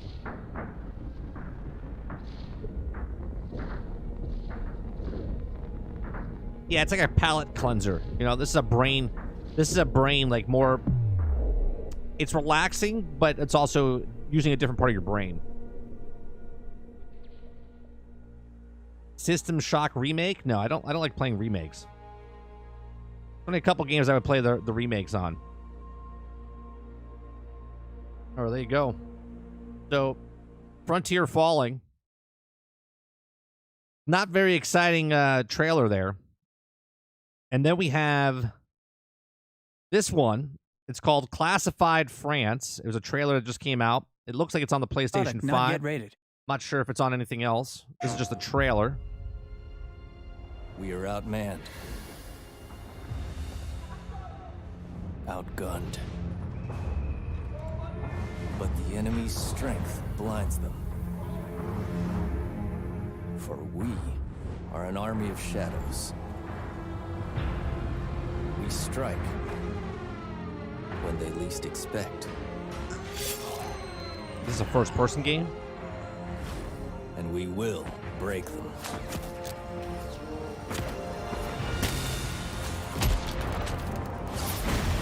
Their tyranny ends now. We are in occupied France. And our mission is it a 4-player co-op game? Is classified. Is it a single-player game? What is it? Coming 2023, Classified France. Interesting. All right, let's see if we can find some information on this. Let's see if we can find some information on this. They don't have any website or anything. Let's see. Classified France.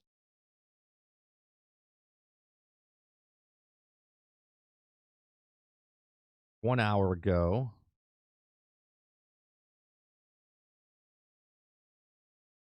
It's a new turn-based.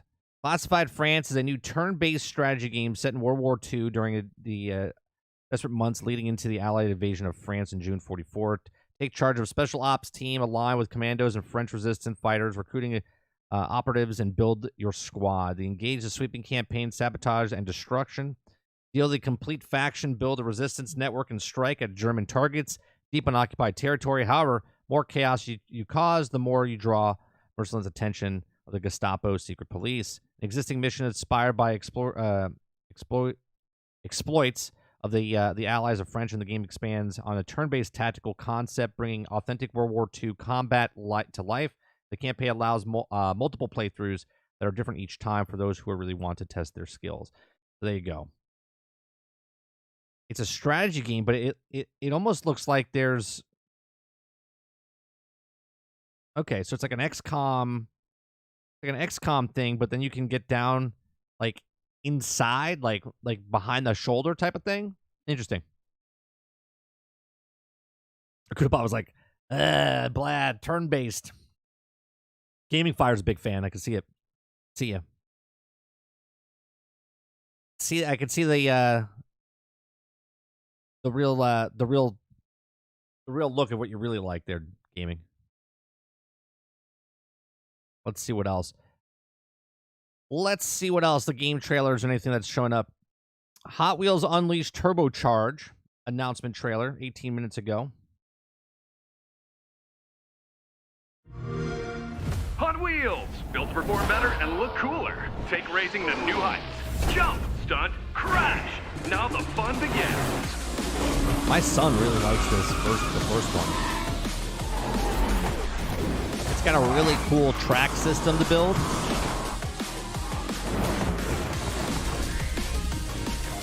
I'm sure we'll get bopped out here because of the music. Yeah, the first game is actually really, really fun. I mean, who doesn't want to imagine? This is what I like about like games like Legos and Hot Wheels, that I don't have to step on any of these when they're done playing. You know what I mean? Like you can play the cars and race, have fun, set up your tracks. Fantastic.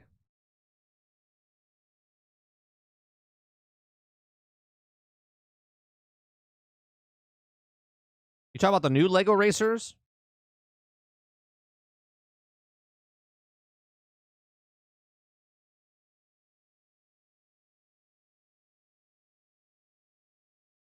No, I didn't see that, Sarge. That sounds pretty cool, though. This game's so unrealistic. The tracks are not this big compared to the cars.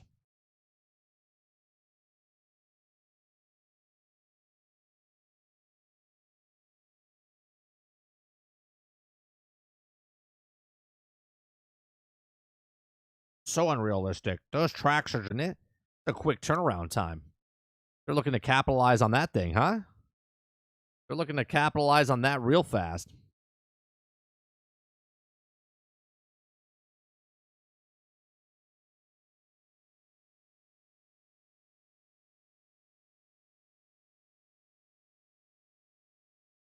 We got 6 days in Fallujah.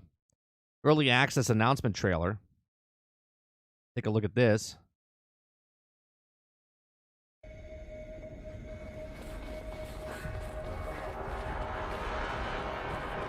He was trying to lure us into the house. He kept saying, "Come here, mister, come here." Like that. Every time we would go into one of those buildings, you never know what to expect.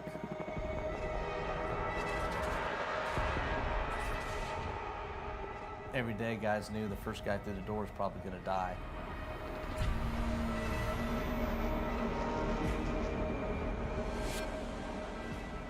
I'm next.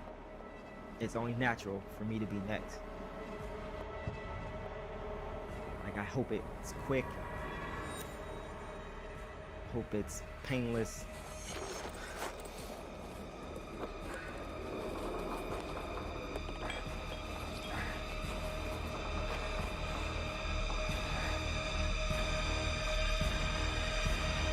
You start to like plan your own death.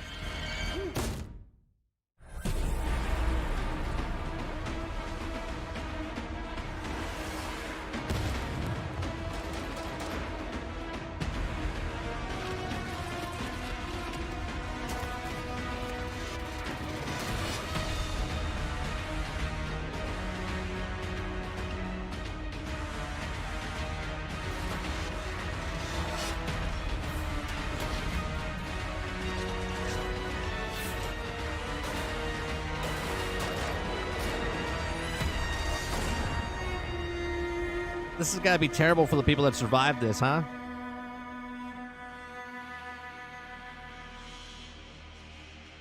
Four-player technical co-op. Early access June 22nd.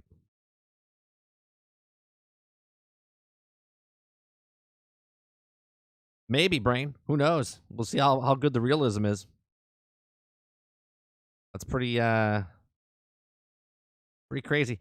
But do you see, like, that game? Obviously, it's based on real events, sort of like the World War II games. But doesn't that feel like just another... Because if it doesn't have that story of 6 days in Fallujah, then it's just another Call of Duty. It's just another Battlefield. It's just another squad. You know what I mean? It's just another one of those military shooter games.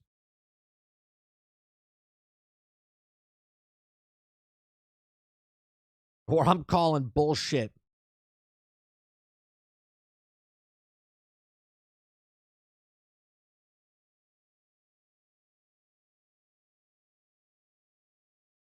There was another. You were there. 2 brick contractors were skinned and hung on the bridges out there. Man. There's another have like but the third person kick doors knockers. Oh, there's another one that's much more immersive. Guys who went through it were helping in development. I've heard a lot of good things from people in the. No, I get that, right? But what I'm saying is from a consumer point, you look at that game. Now, obviously, if you follow that stuff and you like military games, you're going to try it out.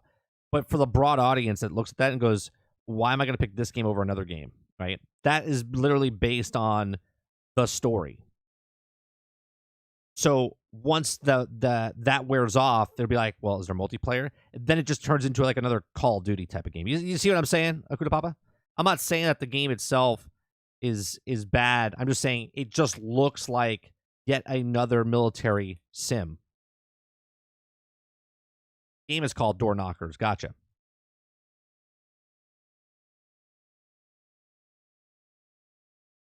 That's all I'm saying.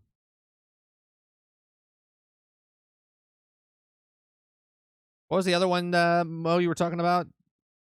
Up above, you said something else. Hot Wheels Unleashed. Who else said something? There was another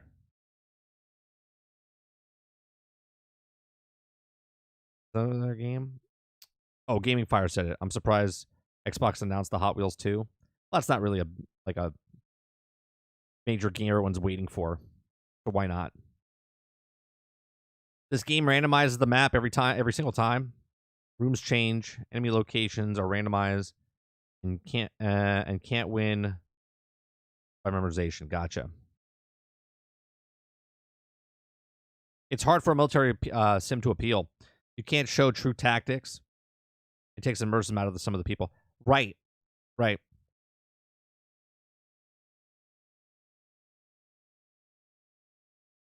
Forever Skies. I think I just passed that.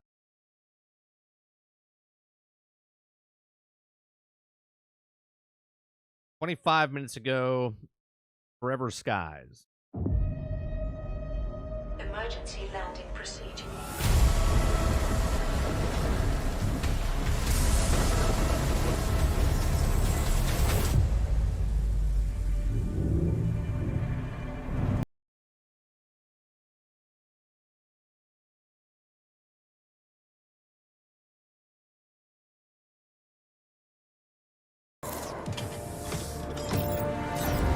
It's like Subnautica type of thing.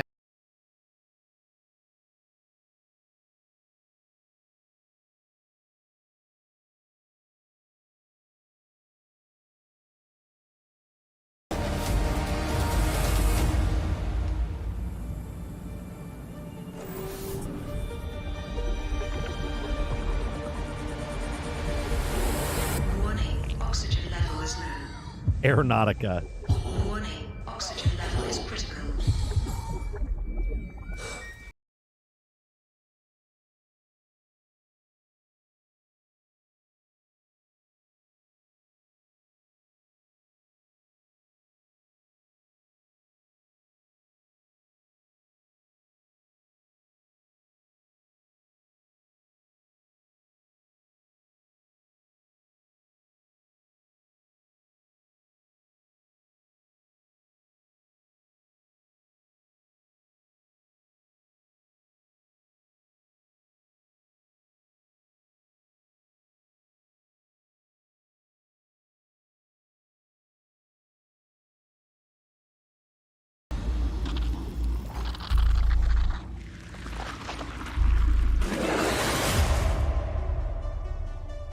Forever Skies, June 22nd.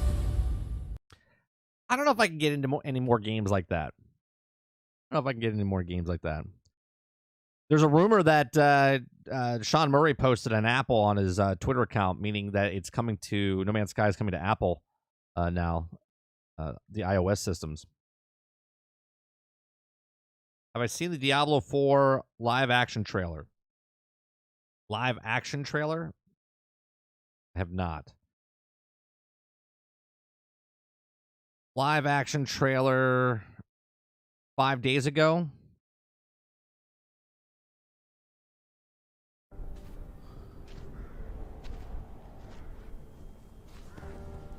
Whatever you can do. We beg you. Will you save us?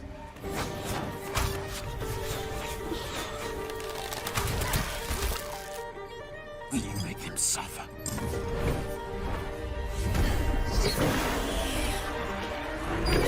Can your shadow be our light?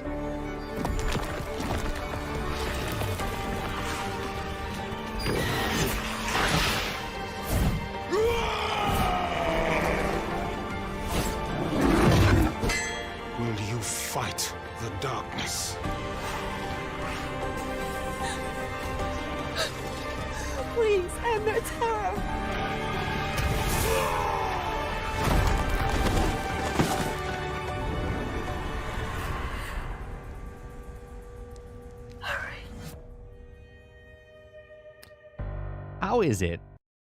How is it that a commercial for a video game, the live action looks better than Disney's movies?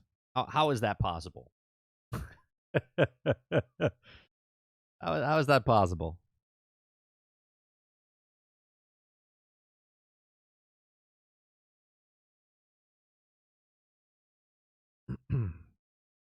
Well, considering I can run on Open GL, it could run on Mac. How well to be determined. I mean, the fact that they're looking at it going, okay, who haven't we hit yet in the computer space? That Hello Games is making a version for Apple. It's just another set of, oh, I'm gonna purchase it. You know, make more sales on something.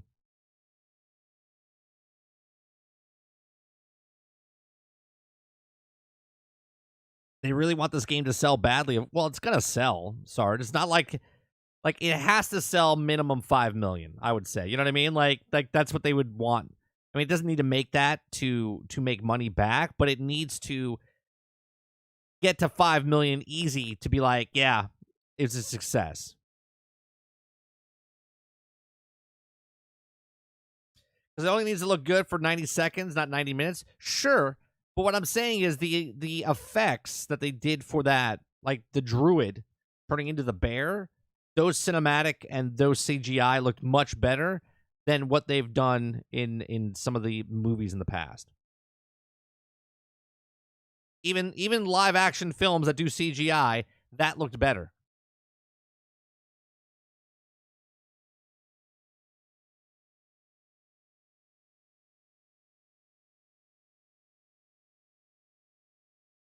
Blizzard has always supported Mac. I'm pre-ordering it now. We're not talking about Diablo, Ford. We're talking about No Man's Sky. No Man's Sky coming to Apple.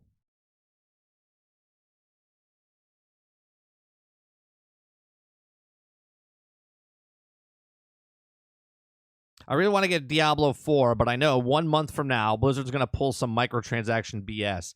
I know it does by referring to pay-to-win stuff like weapons, armor, and leveling. If you're playing Diablo for that, for like the leaderboards and stuff like that, I totally get it, Jason. But if you're, because it's a single player game, right? I mean, obviously there's PvP involved in it, but it's all cosmetic. If they do, I'm not saying I want them to in any way, shape, or form, but what I'm saying is if they do sell stuff like that, it doesn't really affect you, the gamer, if you're just playing the game to play the single player aspect of the game. But I totally understand where you're coming from.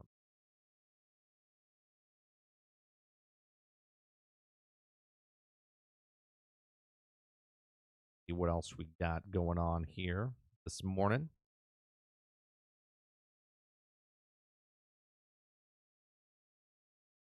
What is this? What is this? Infinite Stretch Dragon Quest: The Adventures. This is. Make sure you guys hit that like button, helps us out.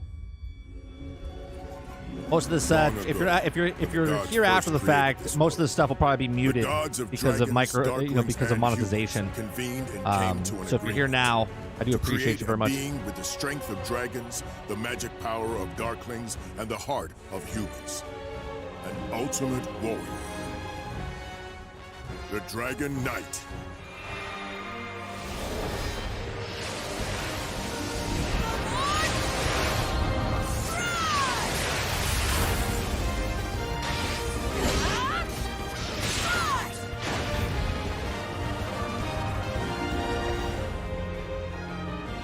Fight with the power of good.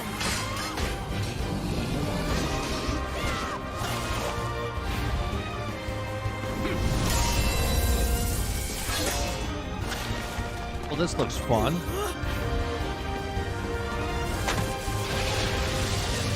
I just have to sacrifice myself and do whatever I can.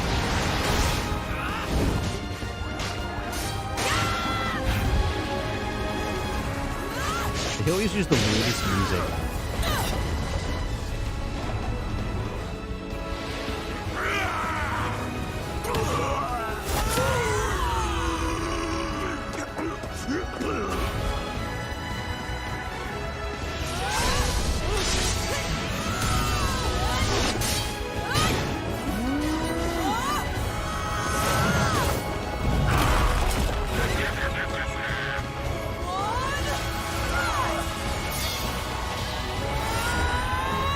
Bright colors. I'm loving it. Fast moving cutscenes. Looks interesting. Hold on. Did it say September 28th? September 28th. Okay, I'll let you go. There's another game coming for Xbox and Windows. I'm not sure if it's coming out for any other platform, but it is coming out for that. I'm not a fan either, but it does look good. It's Dragon Quest. Dragon Quest. Yeah, Alone in the Dark. Lots of trailers are popping out. See what else we got. Anything else new? The official trailer, we already watched that for Hot Wheels. Ratchet and Clank PC reveal trailer. We don't need to see that. We've already seen Ratchet and Clank. Remnant 2 we saw. Well, that came out 7 days ago. The trailer. What else we got here?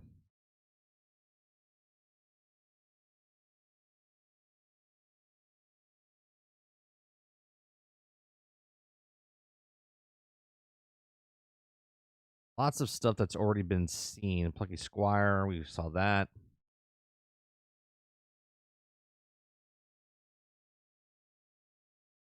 You see one more. I'll pass on a fan. Not buying an outfit. What about AEW? We watched it yesterday. We watched a little trailer yesterday. There actually is another video we can watch of AEW, because yesterday we watched, let's see, Return of the Fallout from there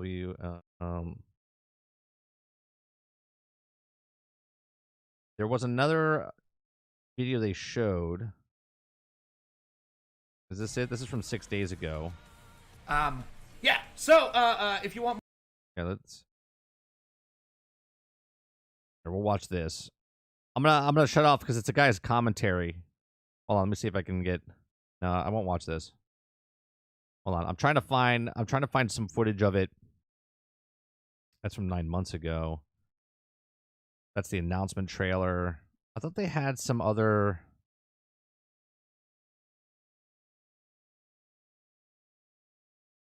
This is the PlayStation one from like that one comes out. That looks like a fun game. It does, and it's by the people that created the games that you used to like in the wrestling genre. Silent Hill. Is it cinematic or does it actually show what is this one? Hold on. There's no reason for this. There you go. You can't even defend yourself. Leave him alone. Lay down, boy. No! No! No, don't do it! Oh, no!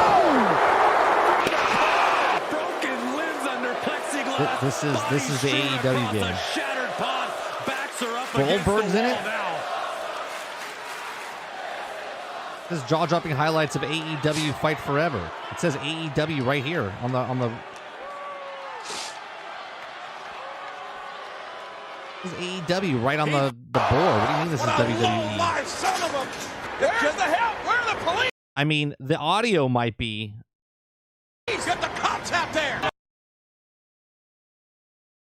The audio might be in it, and someone edited it together.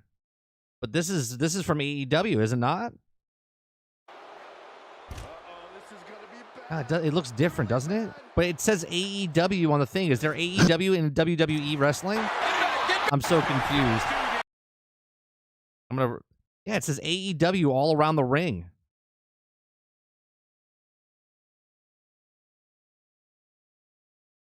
But this doesn't look like the same game, does it not? All Elite AEW. What the fuck is that? Do they have a bridge above the... It's a mod? Is that what it is? I'm just going through it to see. It does look like... Hold on a second. This is AEW Fight Forever gameplay. That's what it says.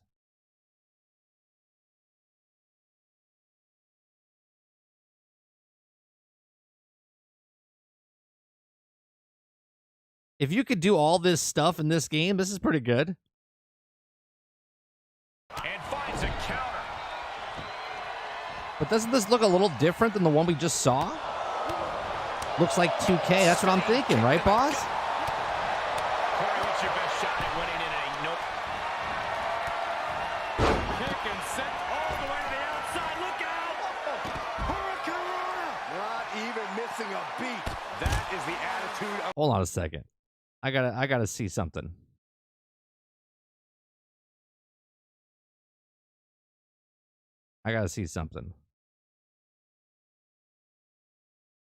We actually have gameplay. Yeah, here's the actual gameplay. This is all some pre-footage. It is not the finalized footage. And right now, we also have some tutorialization. AEW coaches will be the ones who teach you things within AEW, within the AEW Fight Forever, to teach us the very fact. Right and left bump are accustomed to playing, if you're in my generation at the very least, back in the Nintendo 64 era and stuff. I don't know. That is exactly how this game plays. And we see Adam Cole taunting. So it is very reminiscent. What was that construction site? I'm not sure. I haven't watched wrestling in a really long time. Of playing this very, very quickly. You can see also on the bottom left and right hand side we have our momentum bars. And the way momentum works in this game is as you build up your arsenal, as you yeah, this is what the meters and stuff look like. Your bar will keep going up and up and up, and eventually this looks nothing like what we just saw. If you get enough momentum, you will have the option to then do signature maneuvers. As you said, I mean, this looks good though. Snapshot of the game. We did weeks before for this game show, and yeah, the build is evolving and evolving. We are doing polishing and polishing. So AEW was in the last game. Okay, battle. Of course. Now, whatever you may think of this footage right now, it's already improved. I think from it is constantly being worked on by the team. Kenny obviously has a big part in what is done in the game. And he's the creative mastermind behind everything. I was going to say you worked with him, and he's very hands-on. I like this a lot better. I'll be honest. Yeah, definitely is. And we sadly, he's not at Gamescom, but in the spirit he's here. In spirit he's there for sure. You can see this is a very typical Kenny Omega backbreaker. Just earlier we saw his taunts. There's actual audio on taunt. So Adam Cole says "Bay Bay" when he does his taunt. What Kenny is Omega that? says "Boom" when he My points the God. gun. We've got our first pin here. One, obviously Aubrey Edwards, our referee, in the ring. Do not get her confused. That is not Rick Knox. This looks weird. I prefer 2K. This reminds me of the old school WCW NWO type of days. All the original voice lines with everything, with chants. Because it's the same developers. There you go. go. There's his back elbow from the corner. And so the movesets. That's the first thing Sarge would do. Punch the ref. And then you start doing stuff. We're going to see more of Kenny's very soon. There's also springboard maneuvers, in case you were wondering. There it is. Your chance. Now, the signature maneuvers that I was talking about, a plethora. V-trigger, a snapdragon to the finisher. Will a lot of moves that you can do here, huh? This is the first of his signatures. This is the powerbomb into a V-trigger. There we are. The knee to the face. As I said earlier, Kenny Omega not wanting to end this match just yet. And the cool thing about the controls is also... I used to love that, Sarge, when you knocked into the ref and it was knocked out and you would start doing different things. I think it's possible for everyone to start playing this game, enjoying this game, but to be really good, you need to spend some time. In fact, that's true. Now, we also have it's the same people, Jared, back in the N64 days. You've played Yuke's previous games. You understand that you only have a short counter to do these moves. So as you can see, we've rushed to do the one-winged angel right here on Adam Cole. But there's a short period. You can already tell, bottom left-hand side, it expired. And the momentum can be cut short fairly quickly. Adam Cole takes over, and Kenny's signature bar is removed fairly quickly. Yeah, it's as if we want to bring We'll have to wait for some reviews when this comes out. That's right. This would be a fun game. Pretty good way. This would be a fun game to do for members night. Also, the bottom left-hand side, Kenny's head took damage. He'll take damage, and you can pinpoint something to make it easier to submit. So in this example right here, to get out of a submission, you mash the buttons. It is not a mini game of sorts. Same with kicking out. You're very good. Good old mashing the button. Big backbreaker. Man with the fastest thumb wins. At reversals and stuff, LB, RB is what you'll need. Oh, here we go. Now, if I'm a button masher, what would I be good at? You'd be good at striking for sure, but you'd also be good at kicking out, is which I was getting at before I was kind of rudely interrupted by nobody. I was really interrupted by the last wrestling game was a travesty. The greatness of this game. Yes. There you go. Yeah, 21 and 22 were pretty bad. Take note of the audience. I don't know. I just feel it's so cool. They have legit T-shirts. Yes, they actually have awshop.com. You should go and buy a T-shirt there. ShopAEW.com. ShopAEW.com. You can go to ShopAEW.com, and all of those T-shirts are, in fact, from. Why are you mashing buttons? Just mash buttons as well. Obviously, the crowd has different models for every character. In this instance, you're going to see Adam Cole just hit a signature maneuver right before his. Oh my goodness! To the knee, but like stretched his back out and then. Time than he would be in a finisher phase. I can see matches really going out like the patella, a long time. We had a ladder match a long time ago. I think it was 2016 when we played in 2017 or 18, but it was 2016 WWE. It was so chaotic. And could win this match at this moment. It's not over yet. The button. There you are. You match fast enough, you can kick out just before 3, making it a 2.9. I would be the best kick outer in the game. You would, I'm sure. Wait, they have a holy shit chant in here? Oh yes, they have all kinds of chanting in there. They have a holy shit chant. Live shows for the last 3-4 months. If you've been to any of our live shows in America, you have not. Wow. You may have been part of recordings for this game. The live crowds got to contribute their voices to our video game. Oh my goodness. I like the fact that you can make yourself, right? Different Frank.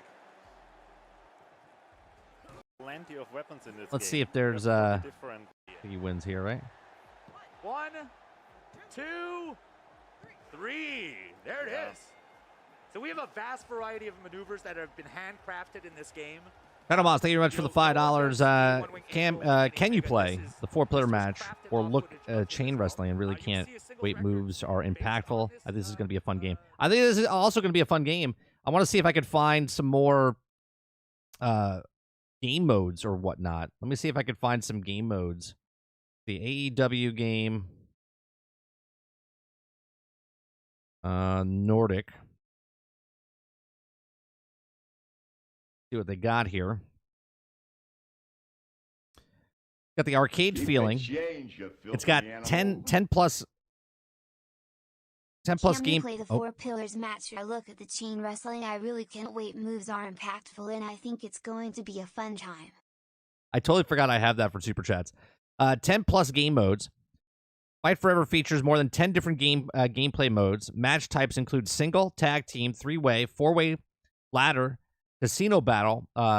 Casino battle royale, all counts anywhere, unsanctioned, lights out, exploding barbed wire, death plus online modes. My God. So lots of different game modes. Oh, we're definitely making Jack Burton. Definitely making Jack Burton. Customization, AEW Fight Forever. Wide range of customization options include wrestler attire, appearance, move sets, entrance teams, and arenas. So, officially licensed by them. Online co-op. Wrestling goes completely next level with tag team matches that feature sequences of team maneuvers performed with simple commands. So there you go. And it's coming out for everything. PlayStation 5, PlayStation 4, Windows, Xbox One, Xbox Series X, S, and the Switch. My God.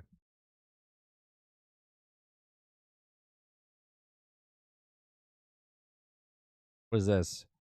Gameplay trailer. We already got the features, matches, and release date. Features, matches, and release dates. Can we watch this one?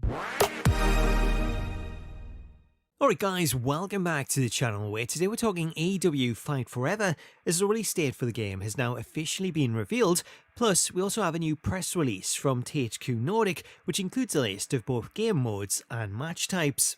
Before we get to that though, AEW Games have released a special announcement video which is headed up by Kenny Omega, so here's Kenny to bring you that He's not official retired. announcement. He's taking a break. Howdy folks, Kenny Omega here for AEW and AEW Games. Quite some time ago, Yeah, we just saw that. announced... Let's see, new footage So there you have breakdown. it, AEW Fight Forever is officially set for release on Thursday, June 29th for PlayStation 4, PlayStation 5, Xbox consoles, PC and Nintendo Switch. Included with the announcement were several short gameplay clips, including new footage of Kenny's entrance, as the announcement included this alternate shot, which showcases what I guess are his backup dancers, as the entrance for Kenny sees him enter with two ladies dancing with broomsticks in the background. As for match gameplay, we have this shot of Kenny's Goodnight taunt, which is followed up by a one-winged angel and then a phoenix splash to Jon Moxley. Also shown off at the very end of the announcement was footage of an outside dive, which confirmed the addition of barricade physics as we see Kenny diving out of the ring and into Adam Cole, who then stumbles into the barricade. The last clip of Kenny shows off another of his taunt animations as we get a close-up look at him slapping the mat. So that's the details coming out of the announcement. However, along with the video, THQ Nordic also sent out a press release which allows the Single tag team, 3-way, 4-way ladder, casino battle royale, falls count anywhere, unsanctioned, floating barbed wire. Which we already said. Which was noted in the Career achievement mode. list as Road to Elite. We have online multiplayer, and then we have what is labelled as Custom wrestlers, custom move sets, custom entrances, custom teams, wide custom range arenas. of creation modes, including custom wrestlers, movesets, entrances, teams, and arenas. The press release then ends with a few words about AEW and Japanese developer Yuke's, who it touts as developing the world's first 3D wrestling game engine for the PlayStation, before going on to state that Yuke's have since continued to lead the world in fighting game technology. So that's all the details coming out of today's announcement. Alright, what do you want me to look up? Type AEW chain wrestling. Part of the game, or are you showing me like real footage? 3 new wrestlers revealed, spotlight, and beautiful chain wrestling. What's going on, everybody? Or Chris Jericho, even. Cassidy was playing it with just about. What's chain wrestling? It doesn't show anything. It's just showing a camera within a camera looking at. I can't. Overall, I think the creative wrestling. There's got to be something else. Chain wrestling AEW Fight Forever is amazing. Hello there. Okay, let me see here. Now they're showing the same.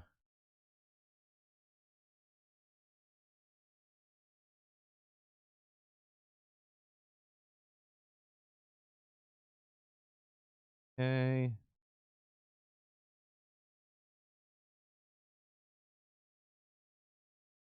Like Battle Royale.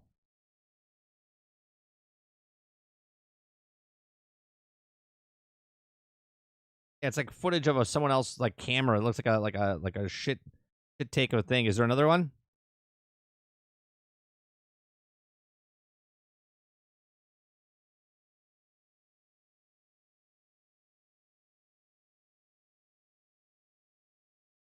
One year ago.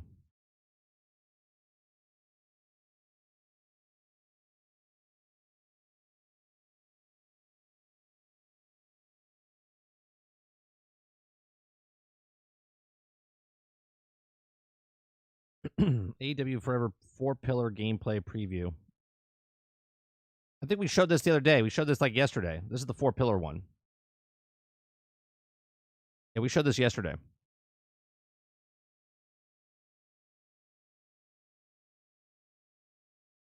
Yeah, I don't want to show the footage of someone holding a handy cam in the middle of a conference room showing a screen. This is the 4-pillar match. We watched this. We watched this yesterday.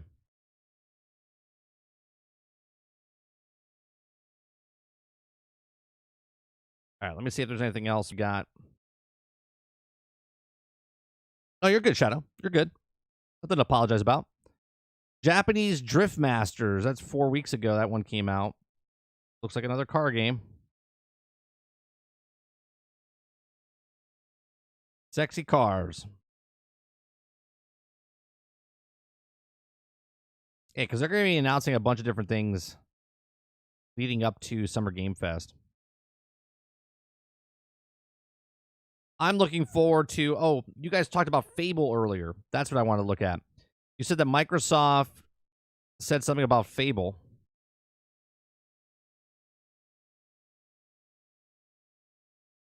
Was it on their official?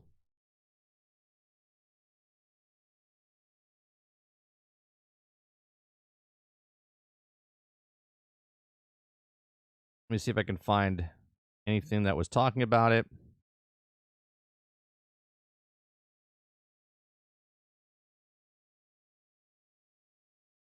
Let's see. Fable. Is it... 2 hours ago. Xbox will show off Fable at its showcase. All right, so that's good. Music from the newest Xbox game showcase promo resembles the Fable OST. Here's a comparison. I'm about to finish what I started. HDR, first person boost. Let Fable hype begin. Is this gameplay? No. This is not gameplay, is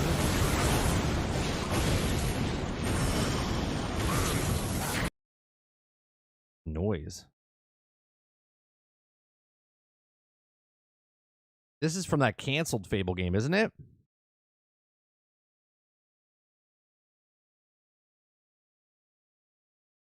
Is that what it looks like? Hope that's not what it looks like.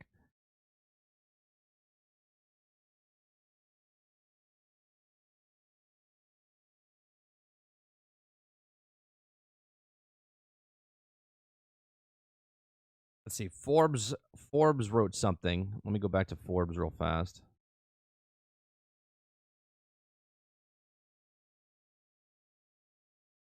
I gotta be careful what I can show on. Let's see. Forbes showcase. Xbox will show off Fable in all its showcase. Let's see. God, all these pop-ups that happen, huh? Like you can't get away from it. So we're gonna wait. We're gonna wait for the advertisement to end. Xbox official page. Xbox official Twitter page.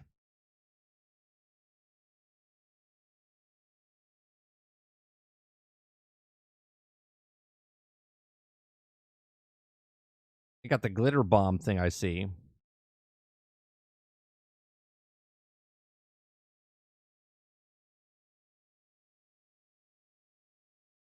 Outer Worlds. Oh, it's the glitter one. Yeah, okay. That's the hint.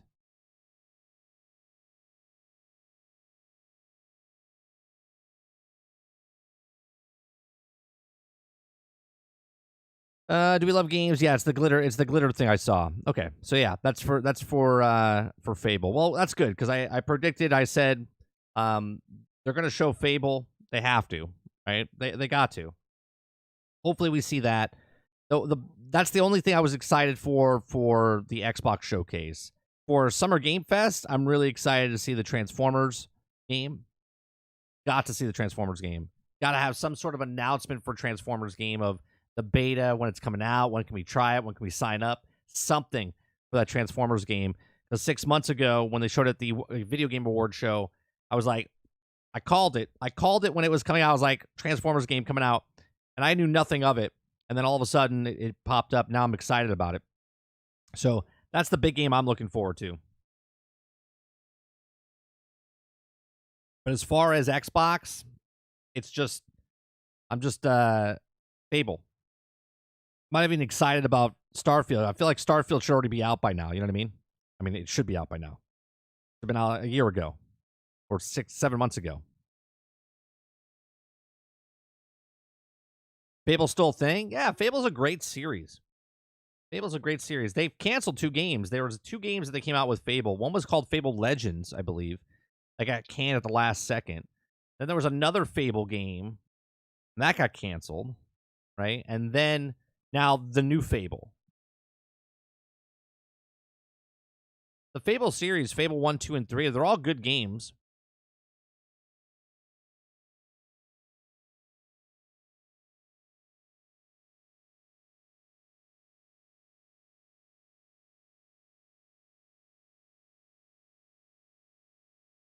Let's see. Fable 1 came out in 2004. Fable 2 came out in 2008. Fable 3 came out in 2010. Fable The Journey in 2012. And then there was Fable Fortune, which, failed or whatever as well.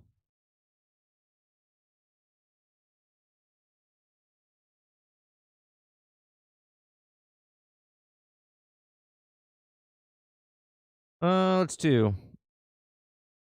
Didn't Fable 2 win Game of the Year? I'm pretty sure it did.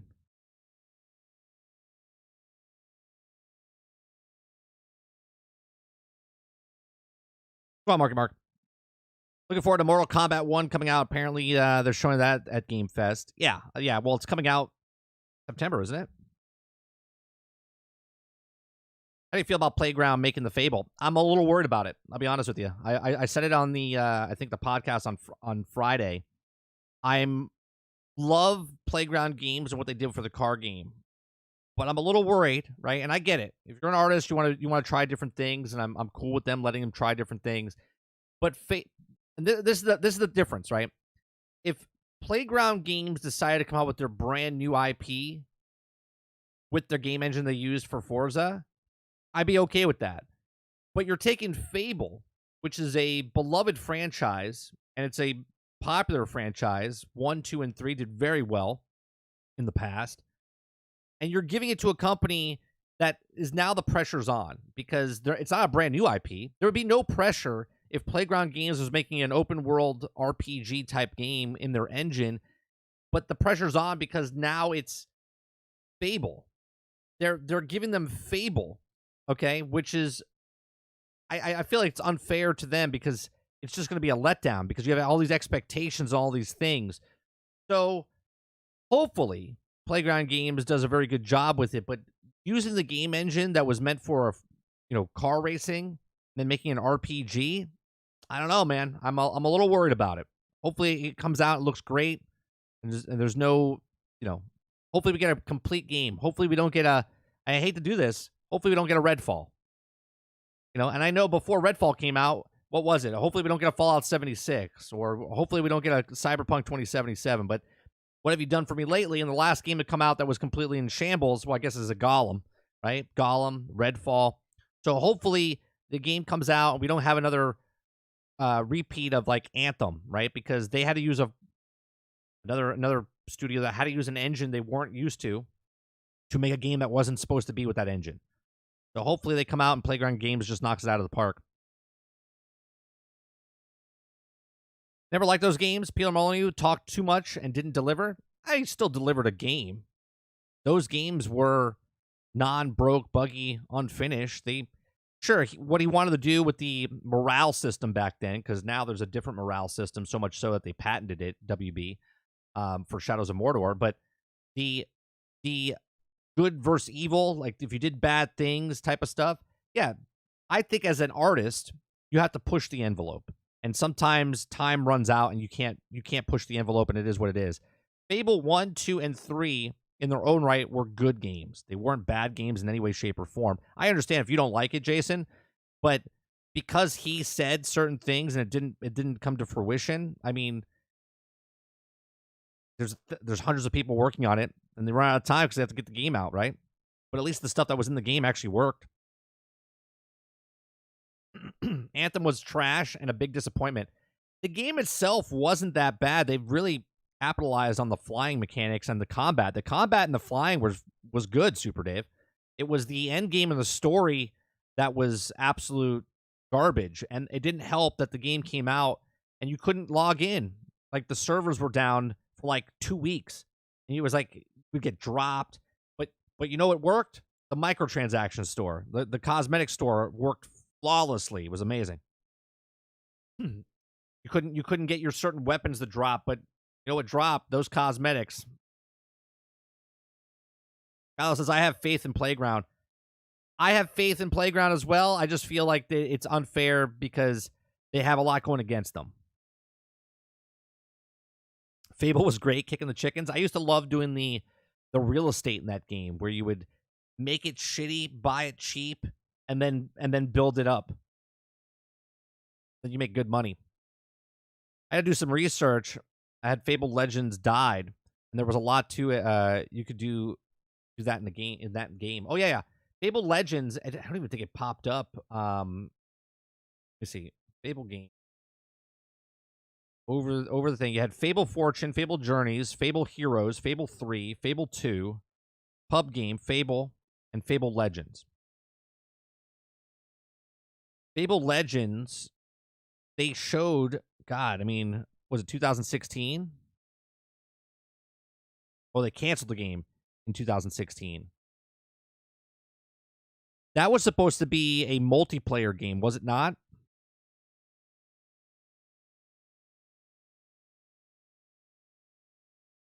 I mean, here, this is 2015 trailer.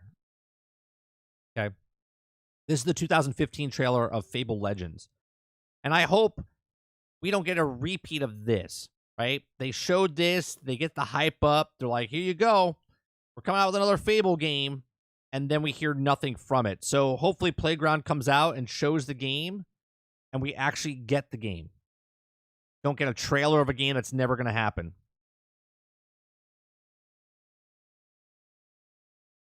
I got the alpha and beta for that. I don't think they left beta officially. No, they completely destroyed it. Oh, that's another game I think we're gonna see during the showcase. Scalebound. We're seeing Scalebound. Scalebound is definitely gonna be a thing. No reason to get hyped for Xbox exclusives anymore. I mean, you don't have to get hyped, but it'd be like, well, I'm paying for Game Pass, and if a game comes out, first-party title, we know it's coming on to Game Pass, right?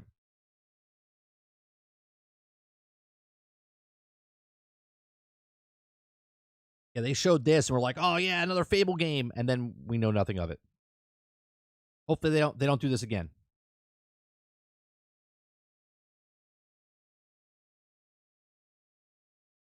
It'd be called Legends of Fable. Because it's a legend. It's not coming out. It's just a legend.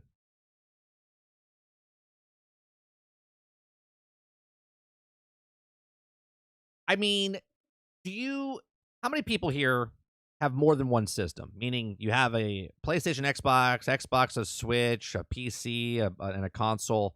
How many of you guys have have two systems. I would assume a lot of you have two systems. Yeah, PC, PlayStation 5, right? I have a Switch, an Xbox, and a PC. Just got a Switch a couple days ago. So PC and Switch. PC and PlayStation 5. Xbox, Switch, PC, right? PlayStation 5 and Xbox Series X. Right, I got them all. Right? Do you see my point here? Is that everyone that's watching videos on, well, at least in my channel, you have multiple systems of something. So if something comes out, first party title on Xbox, but you don't own an Xbox, then you're not interested in that anyway. Right? If you own a PlayStation, you're getting those first party titles and everything else. You're either getting third party games on that or you're playing it on PC. Or if you have a PlayStation and an Xbox, you're getting first party titles over here, and you get first party titles over here. It's the best of both worlds, right? So it's always funny to me, right? Nerds, all of you, right? That no matter what they announce, right? If you don't own an Xbox, then you're not excited for Xbox Showcase. And if you don't own a PlayStation, then you're not excited for PlayStation. Until that point comes where you have that game, maybe Fable's the game, maybe Spider-Man's the game, you're like, you know what? I'm going to buy that game. And then at that point, you're no longer a one side or the other fan. You're just a gamer, right? You're just a gamer that wants to play games on the best platform that you could possibly get.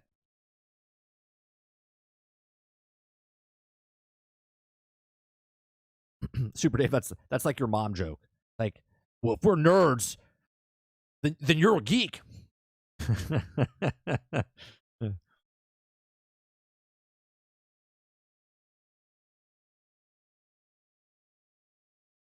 Kylo says GameCube, PlayStation 2, and N64. You don't own anything new, Kylo? Oh no, you have it. PC, Xbox, Switch. Yeah.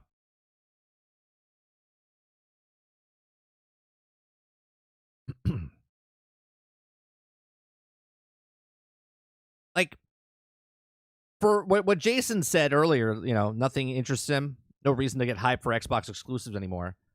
Right? Because if you have a PC, you can play them on your PC. Right? So you don't really need an Xbox.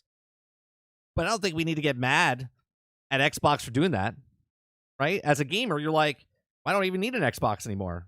I can play all their first-party titles, day and date, on PC. It's a win.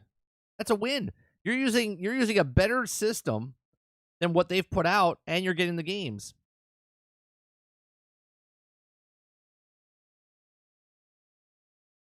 Like right now, I'm debating if I should get Diablo on console or PC. What a first world problem to have. Where am I gonna play my video game on? Am I gonna play it on the PC or am I gonna play it on Xbox?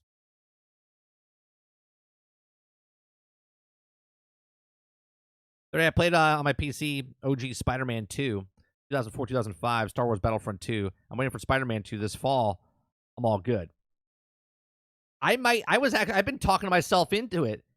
Like, don't get a PlayStation 5, right, Jesse? Because I'm not going to get it this holiday season because the PlayStation 4 is not coming out unless miraculously it does. Then I'll do an upgrade, or then I'll buy the new one. But I don't want to buy a PlayStation 5 just to play Spider-Man, and then next year they announce the PlayStation, 5 Pro. So I might just wait and then either get it for PC, next year, or get it when it comes out on, a PlayStation 5 Pro. Yeah, huge first world problems. Yeah, exactly. When am I going to play my Diablo on? Am I going to play it on my PlayStation, my Xbox? Oh, I can't make decisions.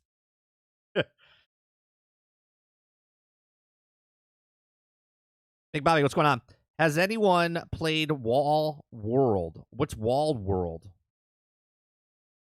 Wall World?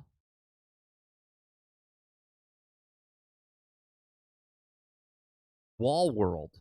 Never even heard of it. Wall World are way better than I hoped it would be. Let's check it out, shall we?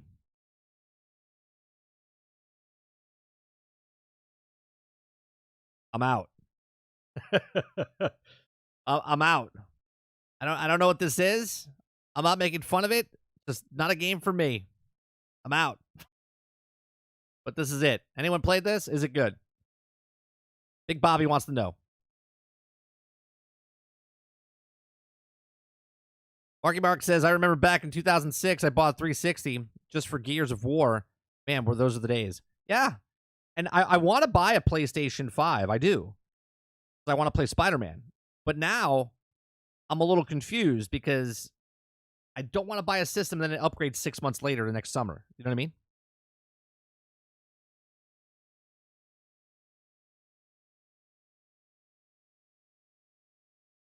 Why did he move up and then move back?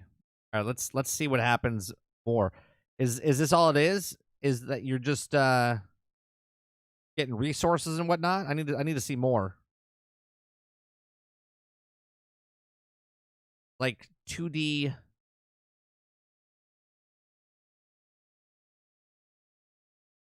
Are you upgrading your ship? Is that what's happening here? You need the resources to upgrade your ship?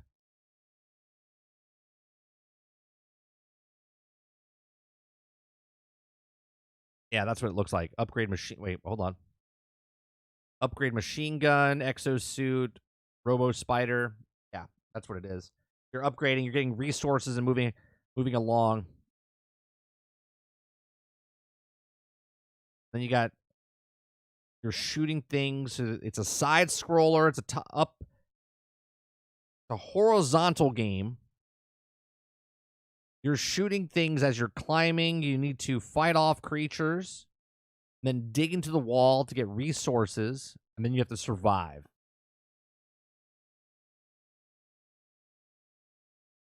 Interesting.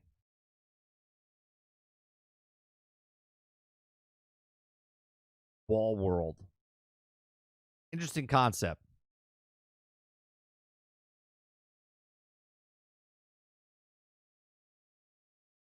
Why is he moving up and then backwards?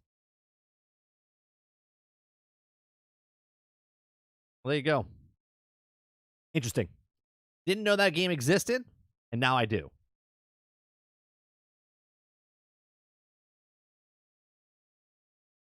At this point, 3 years in, I say wait a little longer. Yeah, and that's what I'm thinking, Kylo. Like, I want to play Spider-Man, but at the same time, I don't need to buy a system to play Spider-Man now. Wait to buy. Then there's rumors that the PlayStation 4 Pro, however, price estimates are saying it's going to be $100 or $200 more than the original PlayStation 5.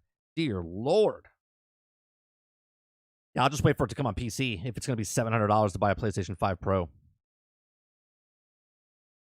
No problem, Big Bobby. I have no problem looking at games. Actually, today I was going to play on stream instead of doing what we're doing today. This morning I was going to play Torchlight Infinity. I played a little bit last night. I was like, oh, okay. It's Diablo. It's Diablo, but in the Torchlight world. Right?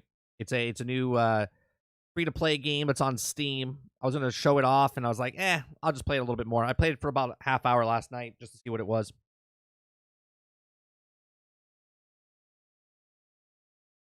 This looks like a lame pass game that you play for 10 minutes. Sure. That game, though, right there, Jason, was every game, though, when I was a kid. Every game when I was a kid was that game that is now, as you say, lame pass.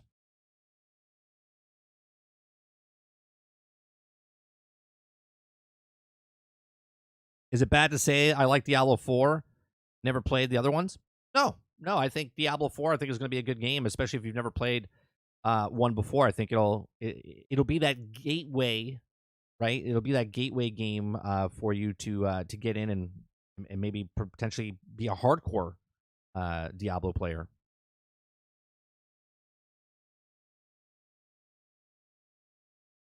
I mean, I don't play every game. It's impossible nowadays.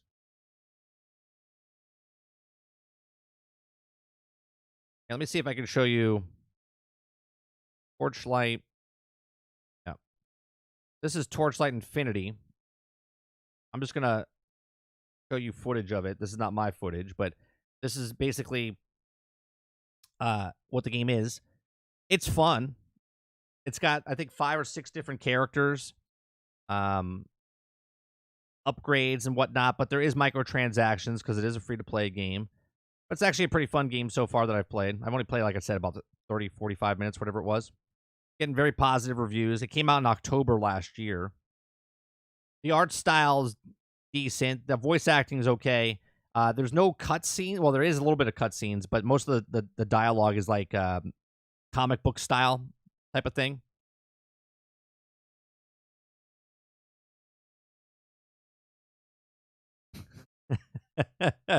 It's free and it has the word infinity in it. Red flags. Yeah, so you can get the characters. Like I said, it's a fun game. It's a free to play game. If you're a person that's has an addictive personality and you don't want to spend money or whatnot, I haven't seen in the first less than an hour that I played. I might actually have more than an hour. Let me see what I got in my time that I've played with it. I think I went over an hour. Like, when I did play it, I was like, I don't want to stop. I was actually enjoying myself playing it. Pause that for a second. Where is my Steam? Why is it taking so long to open up?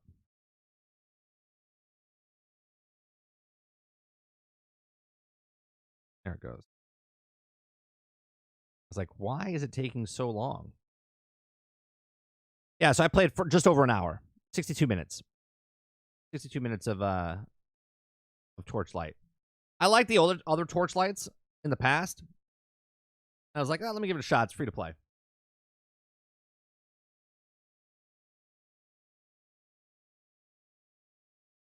The only word infinity that was good was because of Tim Allen. To infinity and beyond. Yeah, that's it. So that was a little game I played.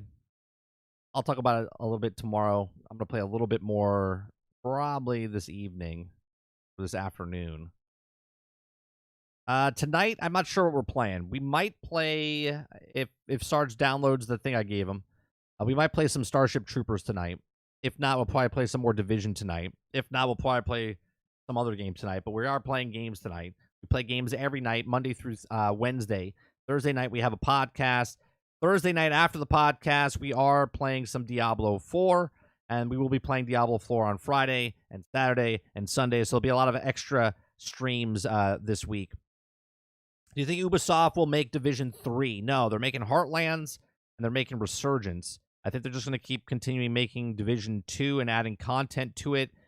Maybe by like 2025, we might see something about Division 3, but I don't see it happening. I think they'll just continue it what they're doing for Division 2. Perhaps though, I would like to see it, but at the same time, I don't want to see it. You know why, Marky Mark? Because Massive is working on a Star Wars game, and I want to see what they can do with the Star Wars game. I really like Division 1. I like Division 2. I like Massive. I think Creature was saying it last night in chat. They're an underrated studio. I believe that. I think they don't get as enough recognition for what they're doing because they're under Ubisoft. But Massive Entertainment, I think they make good games, man. I think they've done a bang up job with the Division series. I think Heartland's going to be good. I'm not interested in it because it's more PvP, but I think it'll be a good game. Resurgence might be a good game for them as far as I don't think they're making Resurgence though. I don't think they're making that. I would say Division 3 is super early development, but they're distracted with the other iterations. Yeah, I think they're focused on the Star Wars game. That's why I don't think Division 3 is coming out anytime soon. Yeah, it's supposed to be an open world, and the way I look at it, and there's people in my chat that have play tested it, so they can't say, and they have told me nothing. But I believe it's some sort of like clone trooper game. Like I just picture like New York and Washington as like Coruscant, and you're running around as a bounty hunter, or you're running around as a stormtrooper, like a Clone Wars type of thing, and you're running around with guns. That's the way I picture it. I don't know why. Luke says Heartlands is more or less than Division 3. It's timeline between 1 and 2. Yes and no, but it's just all PvP, and that's what turns me off about it, Luke. You know what I mean? Like, I don't want to play the DZ all the time. I just went to the DZ last night before I went on to stream and played, It was the worst experience I've ever had in the DZ. The worst experience. I literally got into the DZ, walked out the door to walk into the DZ, and got murdered. People are literally just sitting outside. I was like, yeah, no. And then I went to a different DZ zone. I was like, all right, well, I'll just go to a different one. And same exact thing. So I went to the one on the east, got murdered 3 times. Went down to the south, got murdered 2 times. I said, no, thank you. I'm good. Like, I can't even get into the DZ to explore the DZ to even get stuff so people can take it from me.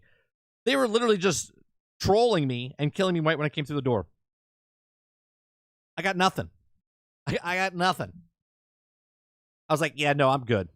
I'm good. Unless you have a group to go in with, and then they just fight each other. Right? They just fight each other. And that's what I don't understand. Like, at least let me get into the game. Let me get into the thing. Let me grab some stuff. Let me get to an extraction point. Right? And then you can start murdering me. It was so ridiculous. And that to me, I don't even want to look into Heartlands. I'll play it and be like, yeah, no. I think there's like a day-night cycle in that. I think there's a day-night cycle where the DC's at night and you can do PvE during the day. But it's like, what am I doing then? Am I doing like Minecraft where I'm playing during the day and then I sleep so I don't have to play at the night? Or do I have to like slug through the night just so I can play the PvE during the day? I'd rather just not play the game. There's certain games that get super frustrating, right? When you're playing PvE and there's PvP involved. PvE, there's people that go around and collect all the stuff and do the things, and then there's people that just out on those people and take the stuff. So then the people that have the incentivization of doing the PvE content are like, yeah, I'm not going to do this because I'm not going to do all the work so I can lose it all. And the people that are the leeches, right? In a PvP world, they wait for everybody else to stuff so they can collect and they can take it. But if these people stop playing, then these people get bored. And then the game dies. You see what I'm saying? Because these people actually don't want to play PvP. They just want to shit on the hopes and dreams of people playing the game and having fun. They're having fun by killing people. But if these people stop playing, then these people also stop playing. Because there's no one doing the stuff. And less and less and less. Rinse and repeat. So on and so forth. There's a way that you can do it, bro. If you start a new character and go into the DZ during the beginning, no actual people will be there, and you can explore and collect items and collectibles. That's stupid, though, isn't it? Isn't it, Sarge? Isn't that stupid? So I'm going to make a new character, get to the DZ, and just use that character to farm stuff, and then what? Put it in my stash so I can send it to my other guy?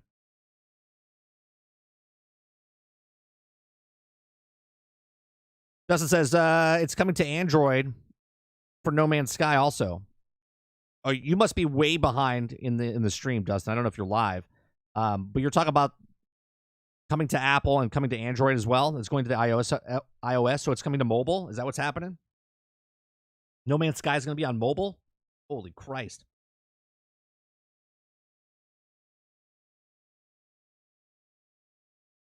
I know it's stupid. Everyone's just maxed out. Yeah, I get if you want to play and like kill people and stuff, but it's like you're maxed out and it's like I'll use this example again. It's like me playing one-on-one with my 8-year-old. Go ahead, shoot the ball. Shoot the ball. Bam. Smack it down. Right? Go ahead, shoot. No, I won't block it this time. But slam. Right? You're gonna get a little bit pissed off if you're the kid and be like, well, I'm not gonna play basketball with dad again because all he does is he just shits on me. You know what I mean? It's like let the kid make a couple baskets. Let him enjoy it before you start shitting all over him.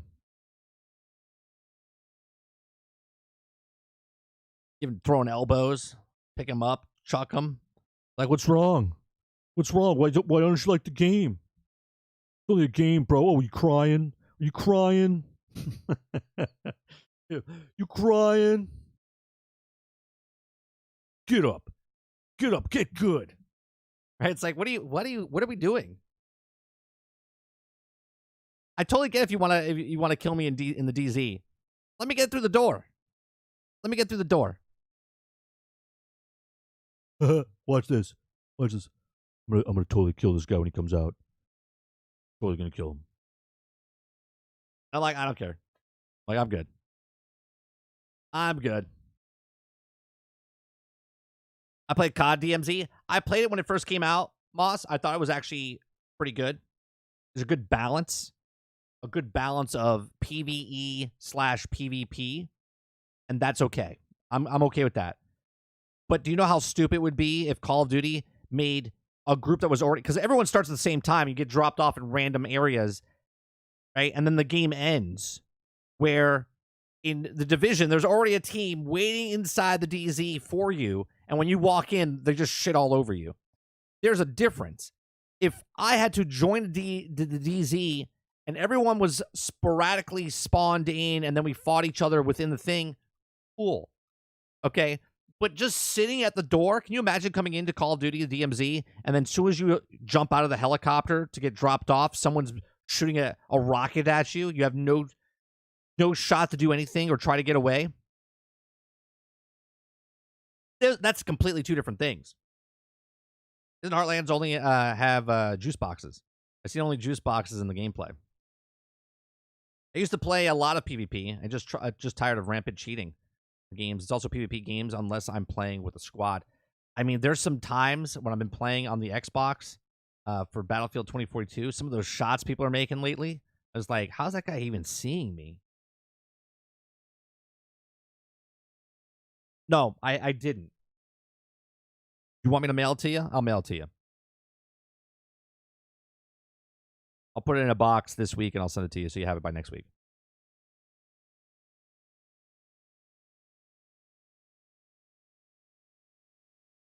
Let me see something. Let me see something.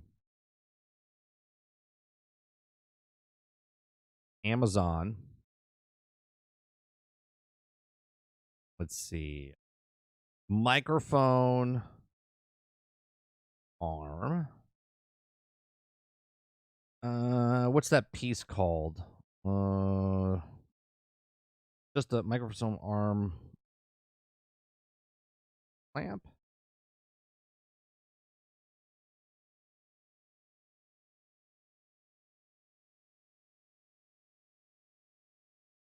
Oh, the desk clamp? Is that what I want?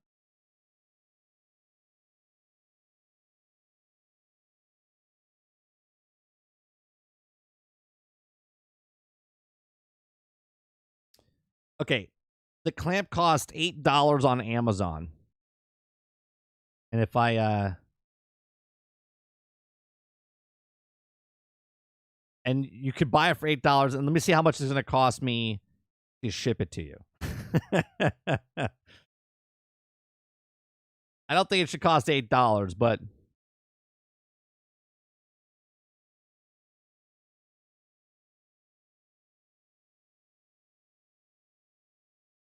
is it the same size? Yeah, it's just a standard. It's just a standard clip. Yeah, look. It's just this one. It's just a standard.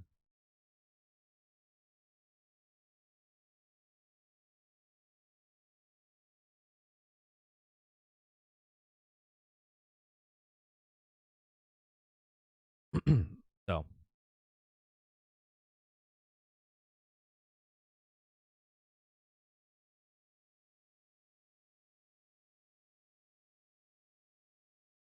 It's just a it's called a metal desk clamp for microphone suspension boom scissor arm.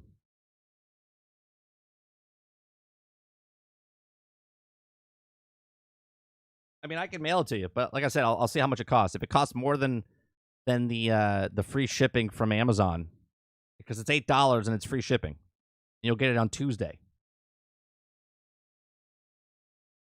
And if you get faster shipping, you get it on Friday, but you don't need it by Friday.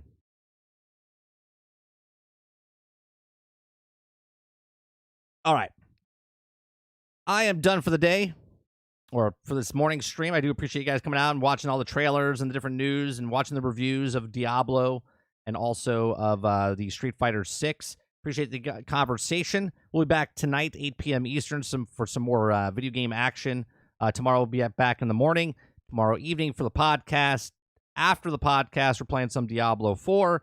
So we got a busy schedule in the upcoming days for Diablo. If you guys miss any opportunities to watch me live when I do the Diablo 4, it'll be late night, around 10:30 in the evening, Eastern Standard Time. I'll probably be playing on Friday night, Saturday night, and Sunday night to get into the, because I can't put in the time that I want to put in for Diablo, but we are going to put in some time this week because I'm purchasing for the early access, so I want to play it as much as I possibly can this weekend to make some content for you guys. I appreciate it very much. I'll see you guys tonight, 8 p.m. Eastern. You guys have a great rest of your morning, afternoon, or evening, wherever you are, and I'll see you guys in the next one.